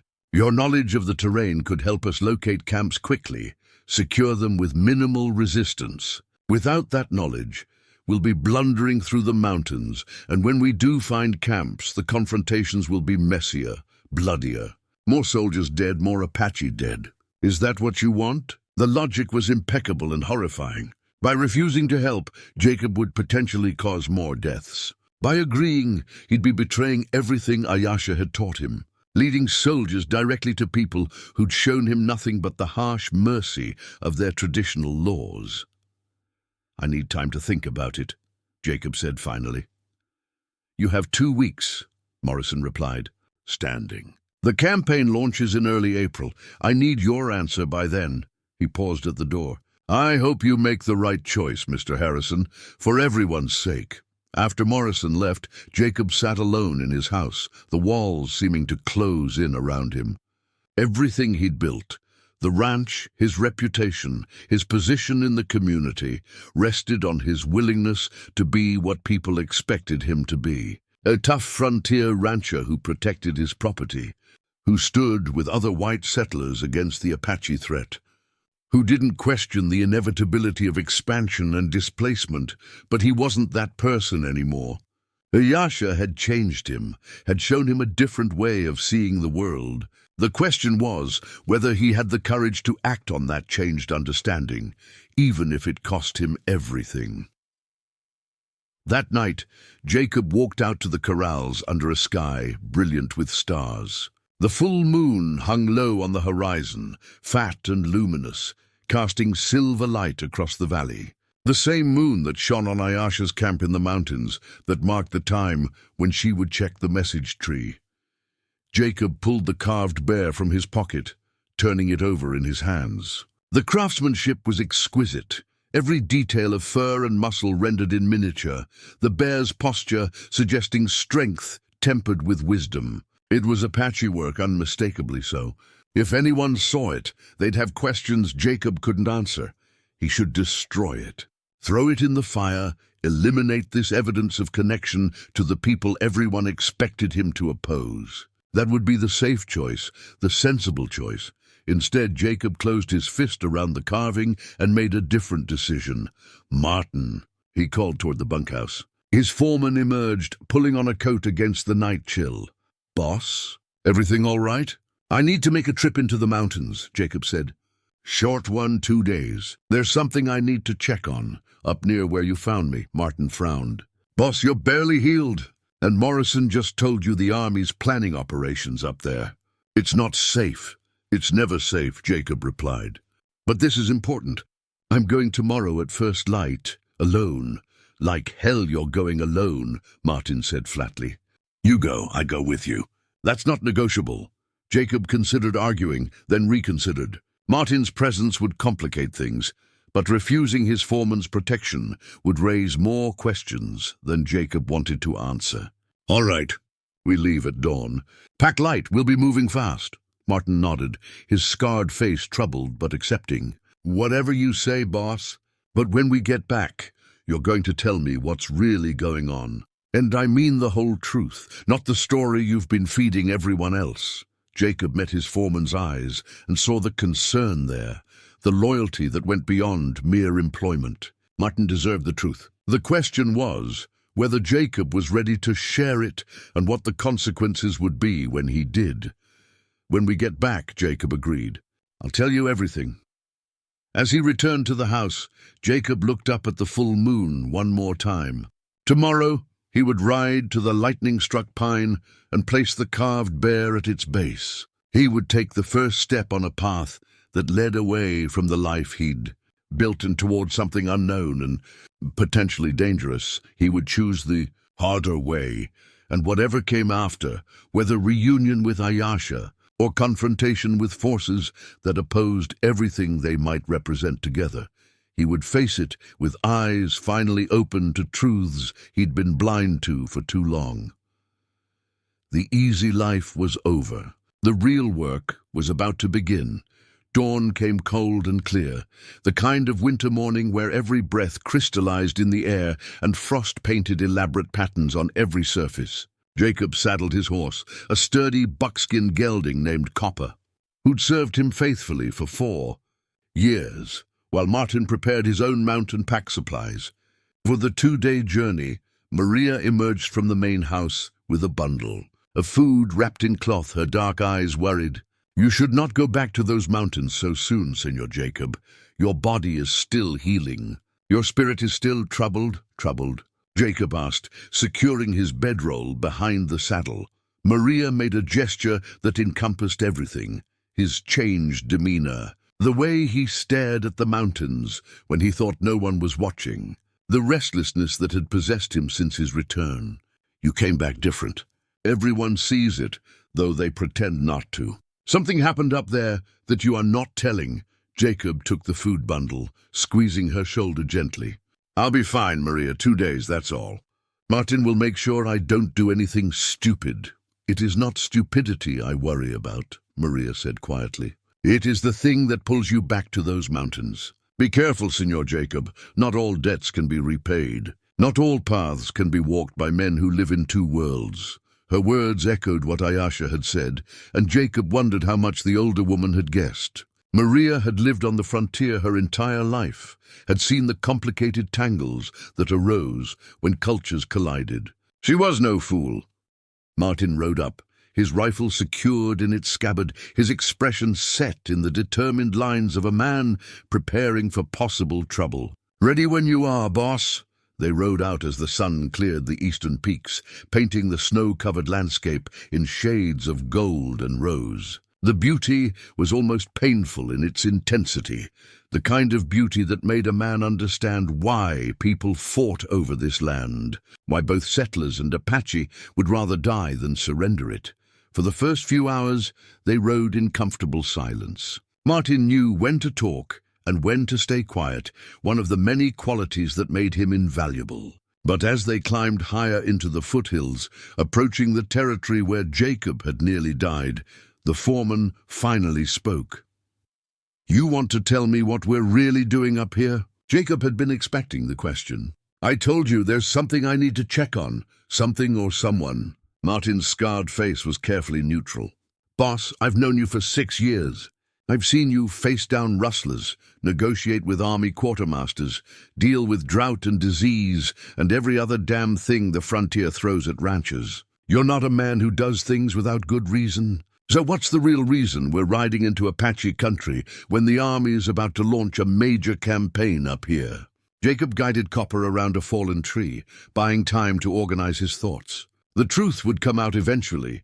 Better to control how and when. "What if I told you my story about surviving alone wasn't entirely accurate?" Martin was quiet for a long moment. "I'd say I already suspected as much. Your wound was too well treated. You were too healthy for a man who supposedly went through what you described. And you've been acting like a man carrying a secret he doesn't know how to share. And you didn't say anything. Figured you'd tell me when you were ready. Or when you needed help with whatever you'd gotten yourself into."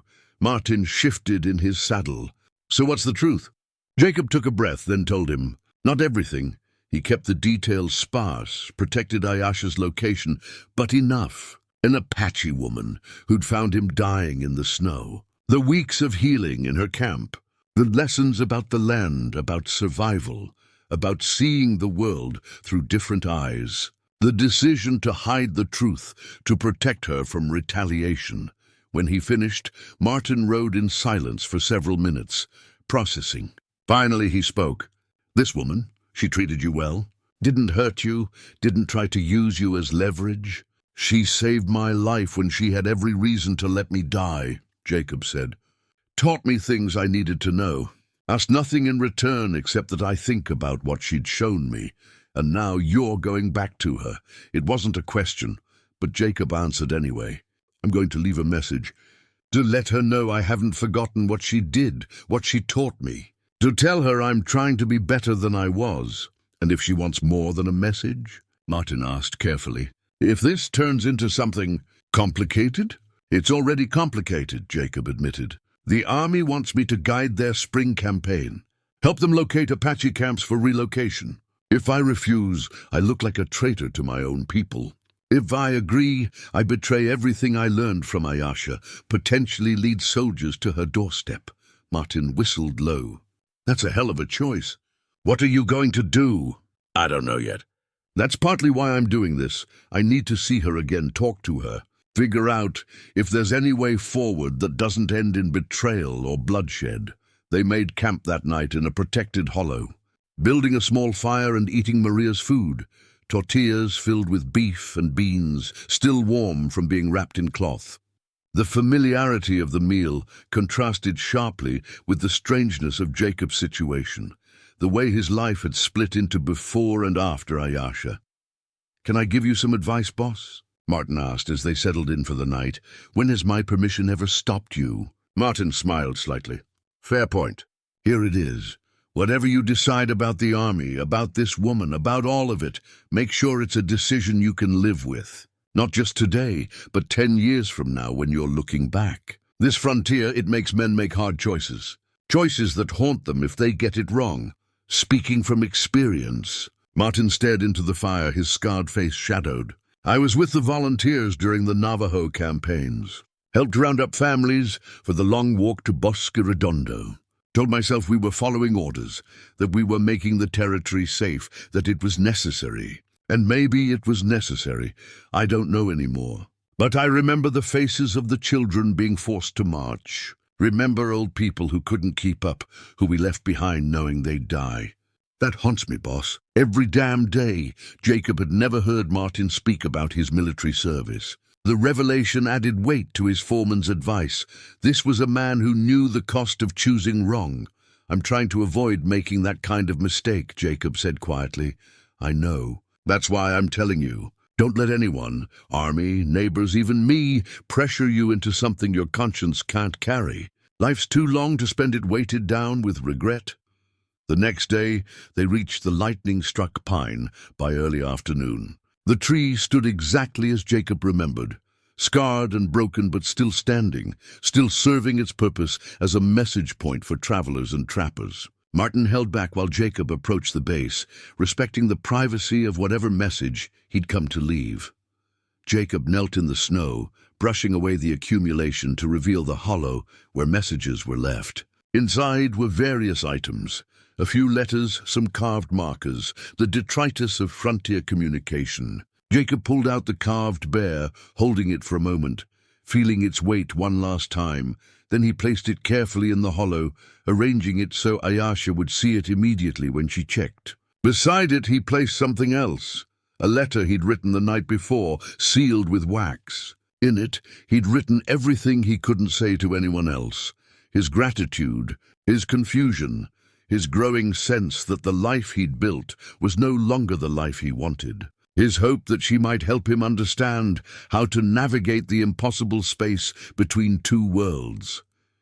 He didn't know if she'd respond.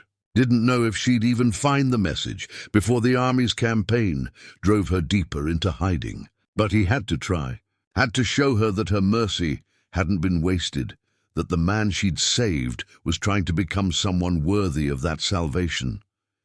Jacob was covering the hollow when Martin's sharp whistle made him freeze. The warning signal. Company approaching.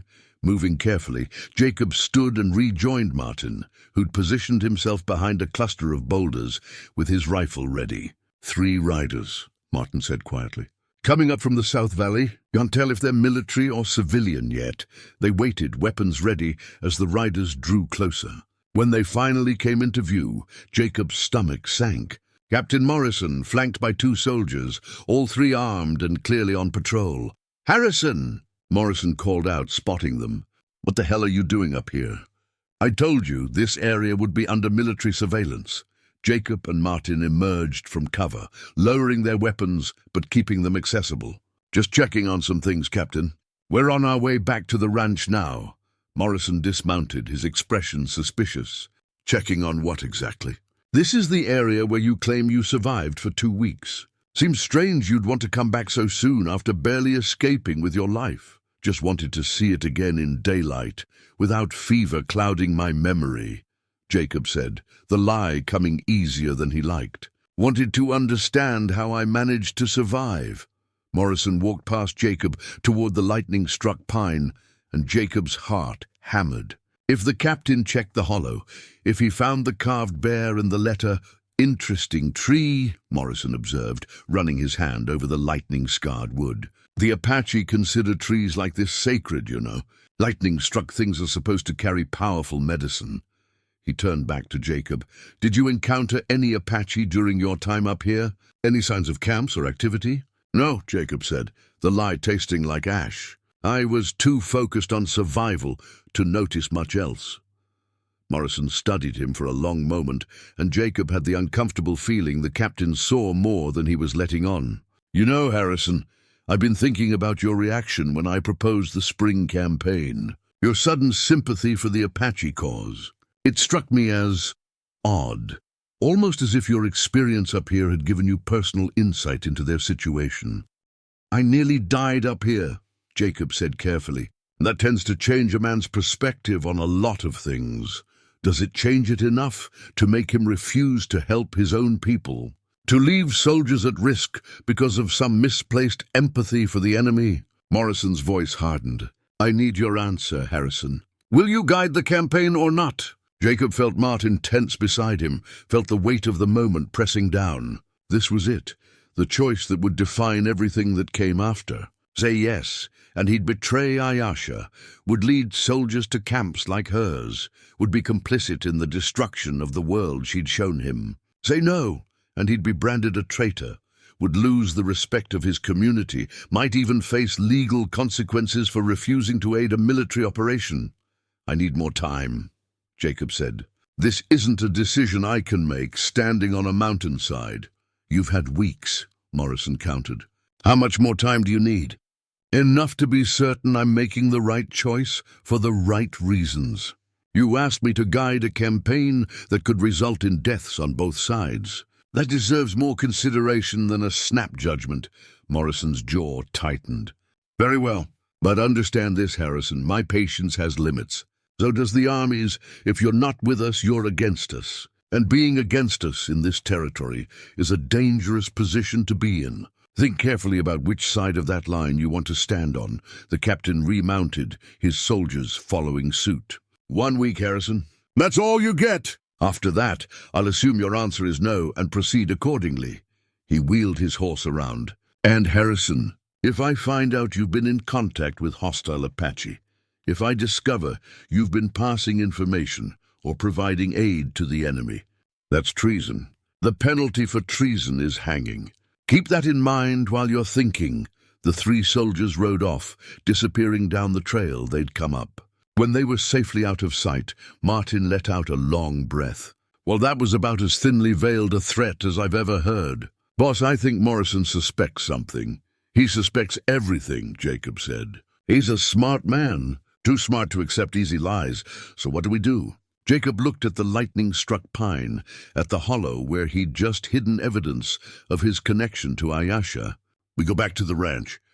I make my decision. And then I live with the consequences, whatever they are. And the woman, Ayasha, if she finds my message, if she responds, we'll figure that out when it happens. One crisis at a time." They rode back to the Double H in silence, both men lost in thought. The mountains behind them held secrets: Ayasha's camp, the truth of Jacob's survival, the complicated web of connection between supposed enemies. Ahead lay the ranch, the community, the expectations of a life Jacob was no longer certain he wanted. Somewhere between those two worlds, he would have to find a path forward, or be torn apart trying. When they finally reached the ranch at dusk the next day, Billy Patterson ran out to meet them, his young face urgent. "Boss, you've got visitors. Been waiting since this morning. Say it's important they talk to you immediately." "Who?" Jacob asked, too tired for more complications. "Government men," Billy said.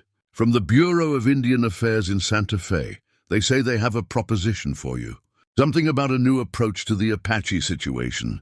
Jacob and Martin exchanged glances. Another choice, another complication, another test of where Jacob's loyalties truly lay. "Tell them I'll be there in 10 minutes, Jacob said. "Soon as I get my horse settled." As Billy ran off, Martin touched Jacob's arm. "Whatever they're proposing, boss, remember what I said. Make the choice you can live with." Jacob nodded. But as he unsaddled Copper and headed toward the house, where government officials waited with their mysterious proposition, he wondered if there was any choice left that wouldn't cost him pieces of himself he couldn't afford to lose. The real question wasn't whether he could live with his choices. It was whether he could live with himself if he didn't make them.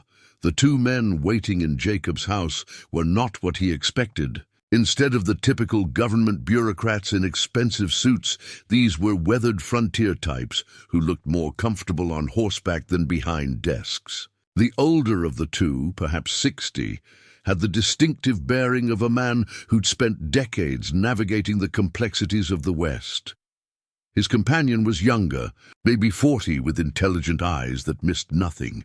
"Mr. Harrison, I'm Samuel Garrett, no relation to your neighbors of the same name, and this is Thomas Whitfield. We're with a special division of the Bureau of Indian Affairs, one that most people don't know exists." Garrett extended his hand, his grip firm and direct. "Thank you for seeing us on short notice." Jacob shook hands with both men, gesturing for them to sit. Maria had left coffee and departed, closing the door to give them privacy. "Billy said you have a proposition." "I'll be honest, I've had about all the propositions I can handle this week." Whitfield smiled slightly. "We're aware of Captain Morrison's recruitment efforts. That's actually part of why we're here. There's a growing recognition in certain circles that the military approach to the Apache situation isn't working. 20 years of campaigns, treaties made and broken, reservations that are more like death camps than sanctuaries. And what do we have to show for it? More violence, more resentment, more bloodshed on both sides? Some of us, Garrett continued, believe there's a better way. Not the naive approach of missionaries who think we can simply convert the Apache to white ways and call it success, but genuine coexistence, allowing Apache bands that want peace to remain on traditional lands, creating economic partnerships instead of dependency, respecting their culture while helping them adapt to changing realities. Jacob leaned back, intrigued despite his exhaustion. That's a radical position for government men. It's a practical position, Whitfield corrected. The current approach is bankrupting territorial budgets and creating enemies faster than we can fight them. But more importantly, it's morally bankrupt. What we're doing to indigenous peoples will shame this nation for generations if we don't change course. What does this have to do with me? Jacob asked, though he was beginning to suspect. Garrett set down his coffee cup. We've been watching you, Mr. Harrison. Your survival story has been widely reported, but we've also heard rumors, inconsistencies in your account, suggestions that perhaps you received help that you're not acknowledging. We've spoken with people who know you, who say you've changed since your return, that you seem to view the Apache differently than most ranchers. Jacob's guard went up immediately. Are you accusing me of something? No, Whitfield said quickly. We're hoping you'll confirm what we suspect, that you encountered Apache during your time in the mountains, that the encounter wasn't hostile, that it showed you firsthand that peaceful coexistence is possible if both sides are willing. The silence stretched as Jacob weighed his options. These men seemed genuine, but they were still government officials. Trusting them with the truth about Ayasha could put her in danger, could be exactly the wrong move. Yet they were also offering something he'd thought impossible, official sanction for the kind of bridge building that might make a real difference. If I were to confirm such suspicions, Jacob said carefully, what would you do with that information? We'd ask you to help us establish a pilot program, Garrett replied. Select Apache bands that want peace would be allowed to remain on designated mountain territories. In exchange, they'd agree to stop raids, to trade peacefully with surrounding settlements, to serve as intermediaries with more hostile bands. Ranchers like yourself would be asked to participate, sharing grazing rights, providing employment opportunities, helping demonstrate that integration can work. You're describing a complete reversal of current policy, Jacob said. The Army won't support this. Most settlers won't either. The Army will do what Congress tells it to do, Whitfield said. And we're building support in Washington for exactly this kind of approach. But we need proof of concept, real examples of successful peaceful contact. Your experience could be that proof, if you're willing to share the whole truth. Jacob stood and walked to the window, looking out at the ranch he'd built. Everything he'd worked for rested on his reputation, on being seen as a reliable member of the white settler community. What Garrett and Whitfield were asking would mark him as different, possibly as a traitor to his own people, but it might also save lives, might give Ayasha and others like her a real alternative to endless war or soul-crushing reservation life, might turn his near-death experience into something meaningful beyond just personal survival. If I help you, Jacob said slowly, I need guarantees. Protection for the Apache who helped me. Assurance that this isn't just a way to gather intelligence for military campaigns. Proof that your intentions are genuine. We can provide documentation, Garrett said. Letters from congressmen supporting this approach, authorization from the Bureau, everything you need to verify we're legitimate. Jacob turned back to face them. And if I refuse? If I choose to guide Morrison's campaign instead? Then we'll find someone else, though it will take longer, Whitfield said. But Harrison, you should know, Morrison's campaign is going to be brutal. The Army's tired of failures. They're planning to make examples out of anyone they find, to break Apache resistance permanently. If you guide that campaign, You'll be responsible for deaths that could have been prevented. Can you live with that? The question hit like a physical blow because Jacob knew the answer. After everything Ayesha had taught him, after seeing the world through her eyes, he couldn't participate in the destruction of her people. But he also couldn't simply refuse and do nothing. That would be cowardice disguised as neutrality. "I need to talk to someone before I give you an answer," Jacob said. "Someone whose opinion matters more than mine in this situation." Garrett and Whitfield exchanged glances. "The Apache woman who saved you," Garrett guessed. Jacob nodded slowly, abandoning pretense. "She risked everything to help me. I won't make decisions about her people's future without at least trying to include her voice." "How quickly can you contact her?" Whitfield asked. "I left her a message yesterday. If she responds, it could be days, could be weeks. The timing isn't predictable. We have 5 days," Garrett said. "That's when we need to present our proposal to the territorial governor. If we can include testimony from both you and an Apache representative who's willing to speak about peaceful coexistence, it strengthens our case immeasurably. Can you make contact by then?" "I can try," Jacob said, "but I can't promise anything." She's cautious, with good reason, and she may not want to involve herself in white politics, even if it might help her people. "Do what you can," Garrett said, standing. "We'll be at the hotel in Fort Stanton. Send word as soon as you know something."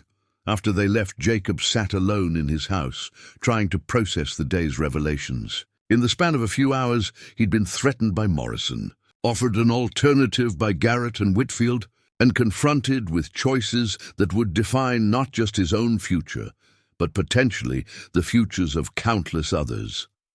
He needed to reach Ayesha, needed to tell her about this opportunity, needed her wisdom to navigate the treacherous political waters he was suddenly swimming in.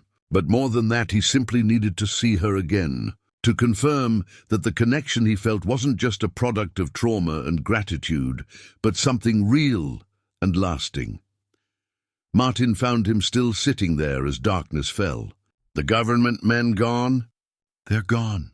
"But Martin, I need your help with something. Something that might get us both in serious trouble." "What else is new?" Martin said with dry humor. "What do you need?" "I need to get a message to Ayesha urgently. The usual method, leaving things at the message tree, won't work fast enough. I need to go to her directly, to her camp." Martin's expression grew serious. "Boss, you don't know exactly where her camp is. You were barely conscious when she brought you there, fevered most of your time there.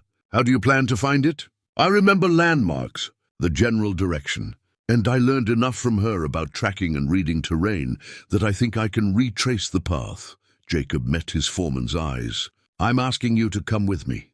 I can't order it. This is outside any reasonable job duty. But I need someone I trust watching my back. When do we leave?" "Tomorrow at first light. We'll tell the others we're checking on some cattle that might have wandered into the high country. It's plausible enough that no one will question it." They rode out the next morning with minimal supplies, moving fast despite the challenging terrain. Jacob's memories of the journey from Ayesha's camp were fragmentary, confused by fever and pain. But certain details had stuck: a distinctive rock formation shaped like a sleeping bear, a frozen waterfall that caught the morning sun, the way the trail forked near a lightning-struck aspen. By midday, Jacob was reasonably certain he'd found the right canyon. By late afternoon, his certainty had grown stronger. He recognized the slope where he'd practiced walking during his recovery, the cluster of junipers where he'd learned to identify animal tracks. "We're close," he told Martin. "Her camp is just beyond that ridge." They approached cautiously, not wanting to startle Ayesha or provoke a defensive reaction. As they crested the final rise, Jacob's heart sank. The wickiup was there, but it looked abandoned. The fire pit cold, no smoke, no sign of recent habitation. "Looks like she moved on," Martin observed. Probably wise, given Morrison's patrols in the area. Jacob dismounted and walked to the wickiup, looking inside. It was empty, cleaned out, with only a few non-essential items left behind. She'd broken camp completely, erasing most traces of her presence. But as Jacob turned to leave, something caught his eye, a small bundle wrapped in leather, tied to one of the support poles. Inside the bundle was the carved bear he'd left at the message tree, along with something new, a detailed map drawn on tanned hide, showing a route through the mountains to a new location. Beneath the map was a note in surprisingly neat handwriting. Jacob Harrison, I found your message. I found your words. You ask how to walk between two worlds. The answer is, carefully with eyes open, with courage to disappoint those on both sides who want you to choose only them. I've moved camp because soldiers come. But if you truly seek another way, if government men truly offer hope instead of empty promises, then bring them to the place marked on this map. 3 days from now, when sun reaches its highest point, I will listen, I will speak, but I promise nothing except honesty. That will have to be enough. Ayasha Jacob felt something loosen in his chest, relief, hope, gratitude, all mixed together. She'd responded. She was willing to meet, to at least hear what Garrett and Whitfield proposed. It wasn't a guarantee of success, but it was a chance. Found something? Martin asked. Jacob showed him the map and note. Martin studied them carefully. This is good terrain for a meeting. Defensible, with multiple escape routes if things go wrong. She's smart, your Apache woman. She's not my anything, Jacob said, though the words felt like a lie. She's her own person, making her own choices. Right, Martin said with a knowing look. That's why you rode 2 days into Apache country on the slim hope of finding her. Why you're willing to defy the army and possibly your entire community for a chance to protect her people. Because she's not yours at all. Jacob didn't have a response to that because Martin was right. Somewhere between being saved and being taught, between gratitude and genuine connection, his feelings for Ayasha had shifted into territory he didn't know how to name. Whether she felt anything similar, whether there could be any future for them beyond the immediate crisis, those were questions for another time. Right now, he had to get Garrett and Whitfield to that meeting point in 3 days. They rode back to the ranch, pushing hard, arriving well after dark. Jacob immediately sent word to Fort Stanton, asking the government men to meet him at the Double H the next morning. When they arrived, Jacob showed them Ayasha's map and explained the meeting terms. She'll speak with us, Whitfield asked, his excitement barely contained. An Apache woman willing to testify about peaceful coexistence? She'll listen and speak honestly, Jacob corrected. That doesn't mean she'll tell you what you want to hear. Ayasha doesn't trade in comfortable lies or easy solutions. If she thinks your proposal is flawed, she'll say so. That's perfect, Garrett said. Authentic testimony, even critical testimony, is more valuable than scripted propaganda. We need to show that we're actually listening to Apache voices, not just using them to rubber stamp predetermined policies. They spent the rest of the day preparing. Garrett and Whitfield wanted to understand everything Jacob had learned from Ayasha, about Apache culture, about their relationship with the land, about the specific grievances and hopes that might make peaceful coexistence possible. Jacob shared what he could, though he knew his knowledge was superficial compared to what Ayasha could explain herself. On the morning of the 3rd day, they set out, Jacob, Martin, Garrett and Whitfield, armed but not aggressively so, following Ayasha's map into country that grew increasingly remote. The location she'd chosen was a natural amphitheater of rock, with a small spring and enough shelter that a meeting could take place in relative comfort. They arrived an hour before the appointed time, using the extra minutes to arrange themselves in a way that wouldn't seem threatening. No weapons visible, positioned at the open end of the amphitheater, so Ayasha could approach from higher ground if she chose. When the sun reached its zenith, Ayasha appeared. She dressed carefully for the meeting, traditional Apache clothing that marked her identity clearly, but also carried herself with the dignity of someone representing more than just herself. She was joined by 2 others, an elderly man whose bearing suggested significant status, and a younger warrior who remained watchful but not hostile. Jacob Harrison, Ayasha said, her voice carrying across the space between them. You keep finding ways to complicate my life. Despite the tension, Jacob smiled. "It's a skill I've recently developed." "Ayasha, thank you for coming. These men are Samuel Garrett and Thomas Whitfield from the Bureau of Indian Affairs. They have a proposal I think you should hear." What followed was one of the most remarkable conversations Jacob had ever witnessed. Garrett and Whitfield explained their vision, designated territories where Apache bands could remain, protected from forced relocation in exchange for peaceful relations with surrounding settlements, economic partnerships instead of dependency, recognition of Apache sovereignty within defined boundaries, a genuine attempt at coexistence rather than assimilation or elimination. Ayasha listened, her face impassive, occasionally translating for the elderly man beside her. When the government men finished, she was silent for a long moment before speaking. "Your words are good words," she said finally. "Better than the words we usually hear from white officials. But we have heard good words before, followed by broken promises and violence. Why should we believe these words will be different?" "Because the old approaches have failed," Whitfield said bluntly. "Because the cost of continuing the current policies, in money, in lives, in moral credibility, is unsustainable. Because enough people in power have finally recognized that justice and practicality point in the same direction. And because," Jacob added quietly, "some of us have learned that the people we were taught to fear are actually people worth knowing, worth listening to, worth building a future with." Ayasha's eyes met his, and something passed between them. Acknowledgement, perhaps, or shared understanding of how far they'd both traveled from where they'd started. The elderly man spoke in Apache, his voice thoughtful. Ayasha translated, "Nantan says that he is old, that he has seen many proposals and many betrayals. But he also says that wisdom means recognizing when something genuinely new is being offered, even if that newness carries risks. He asks, if we agree to try this, what guarantees do we have?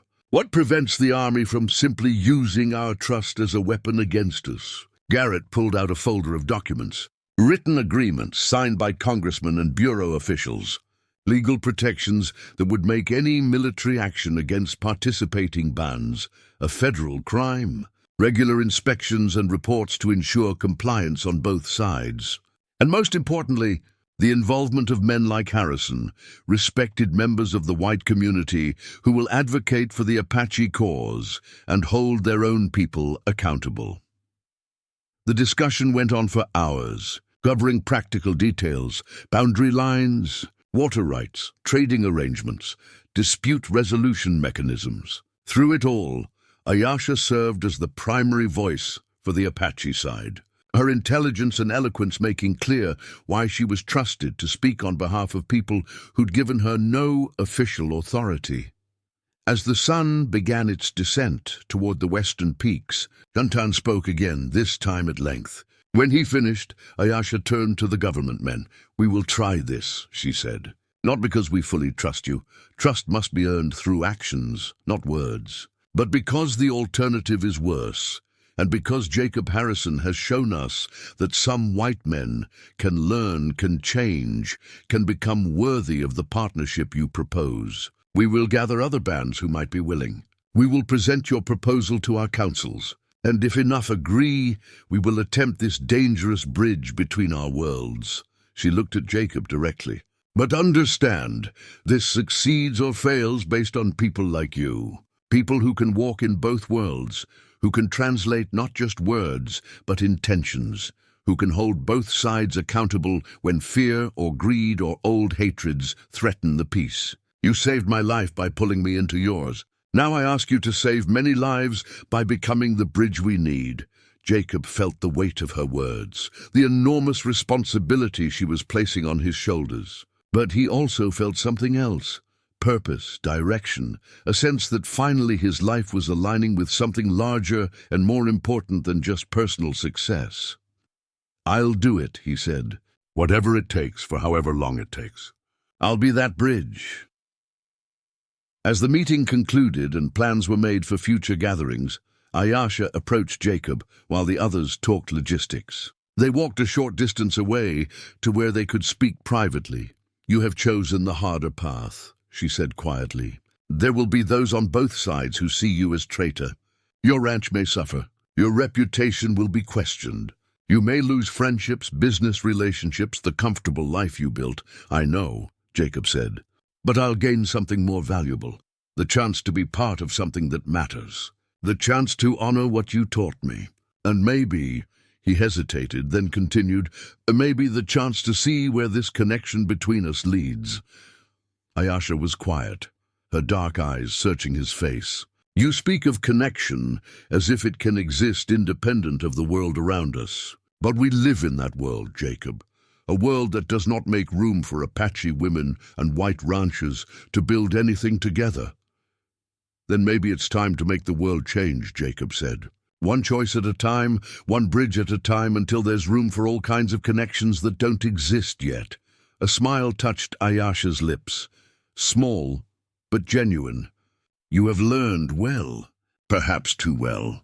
Now you sound like my grandmother, always talking about what could be instead of accepting what is. Is that such a bad thing? No, Ayasha said softly. It is a necessary thing. The dreamers are the ones who build new worlds when old worlds fail. She reached out and took his hand, a gesture that felt momentous in its simplicity. We will see, Jacob Harrison. We will try this dangerous thing, this bridge between worlds. And perhaps, if we are very lucky and very brave, we will not fall. As they stood together in the fading light, hands clasped, Jacob thought about the journey that had brought him to this moment. From drowning in snow to being warmed by mercy, from ignorance to understanding, from a life of isolation to the beginning of genuine connection across impossible divides. He didn't know if they would succeed, didn't know if the bridge Garrett and Whitfield proposed would hold, or if his relationship with Ayasha could survive the pressures that would come. But he knew that trying was better than accepting the slow death of endless conflict and mutual destruction. I will warm you tonight, Ayasha had said on the night she saved his life. But what she'd actually done was ignite something in him, a fire of understanding and purpose that would burn for the rest of his days, lighting the way toward a future where mercy triumphed over hatred, where connection mattered more than division, where the bridge between worlds wasn't just possible but necessary. That night had changed his life forever. But every night that followed would be a choice to honor that change, to protect what had been built, to keep becoming the man that desperate moment had challenged him to be. Jacob Harrison, standing between two worlds with Ayasha's hand in his, chose to be that man. And in choosing, took the first steps across a bridge that others would follow, building toward a future where such bridges were no longer remarkable, but simply the way people lived, together, despite everything. Up next, you've got two more standout stories right on your screen. If this one hit the mark, you won't want to pass these up. Just click and check them out. And don't forget to like, subscribe, and turn on the notification bell so you don't miss any upload from us.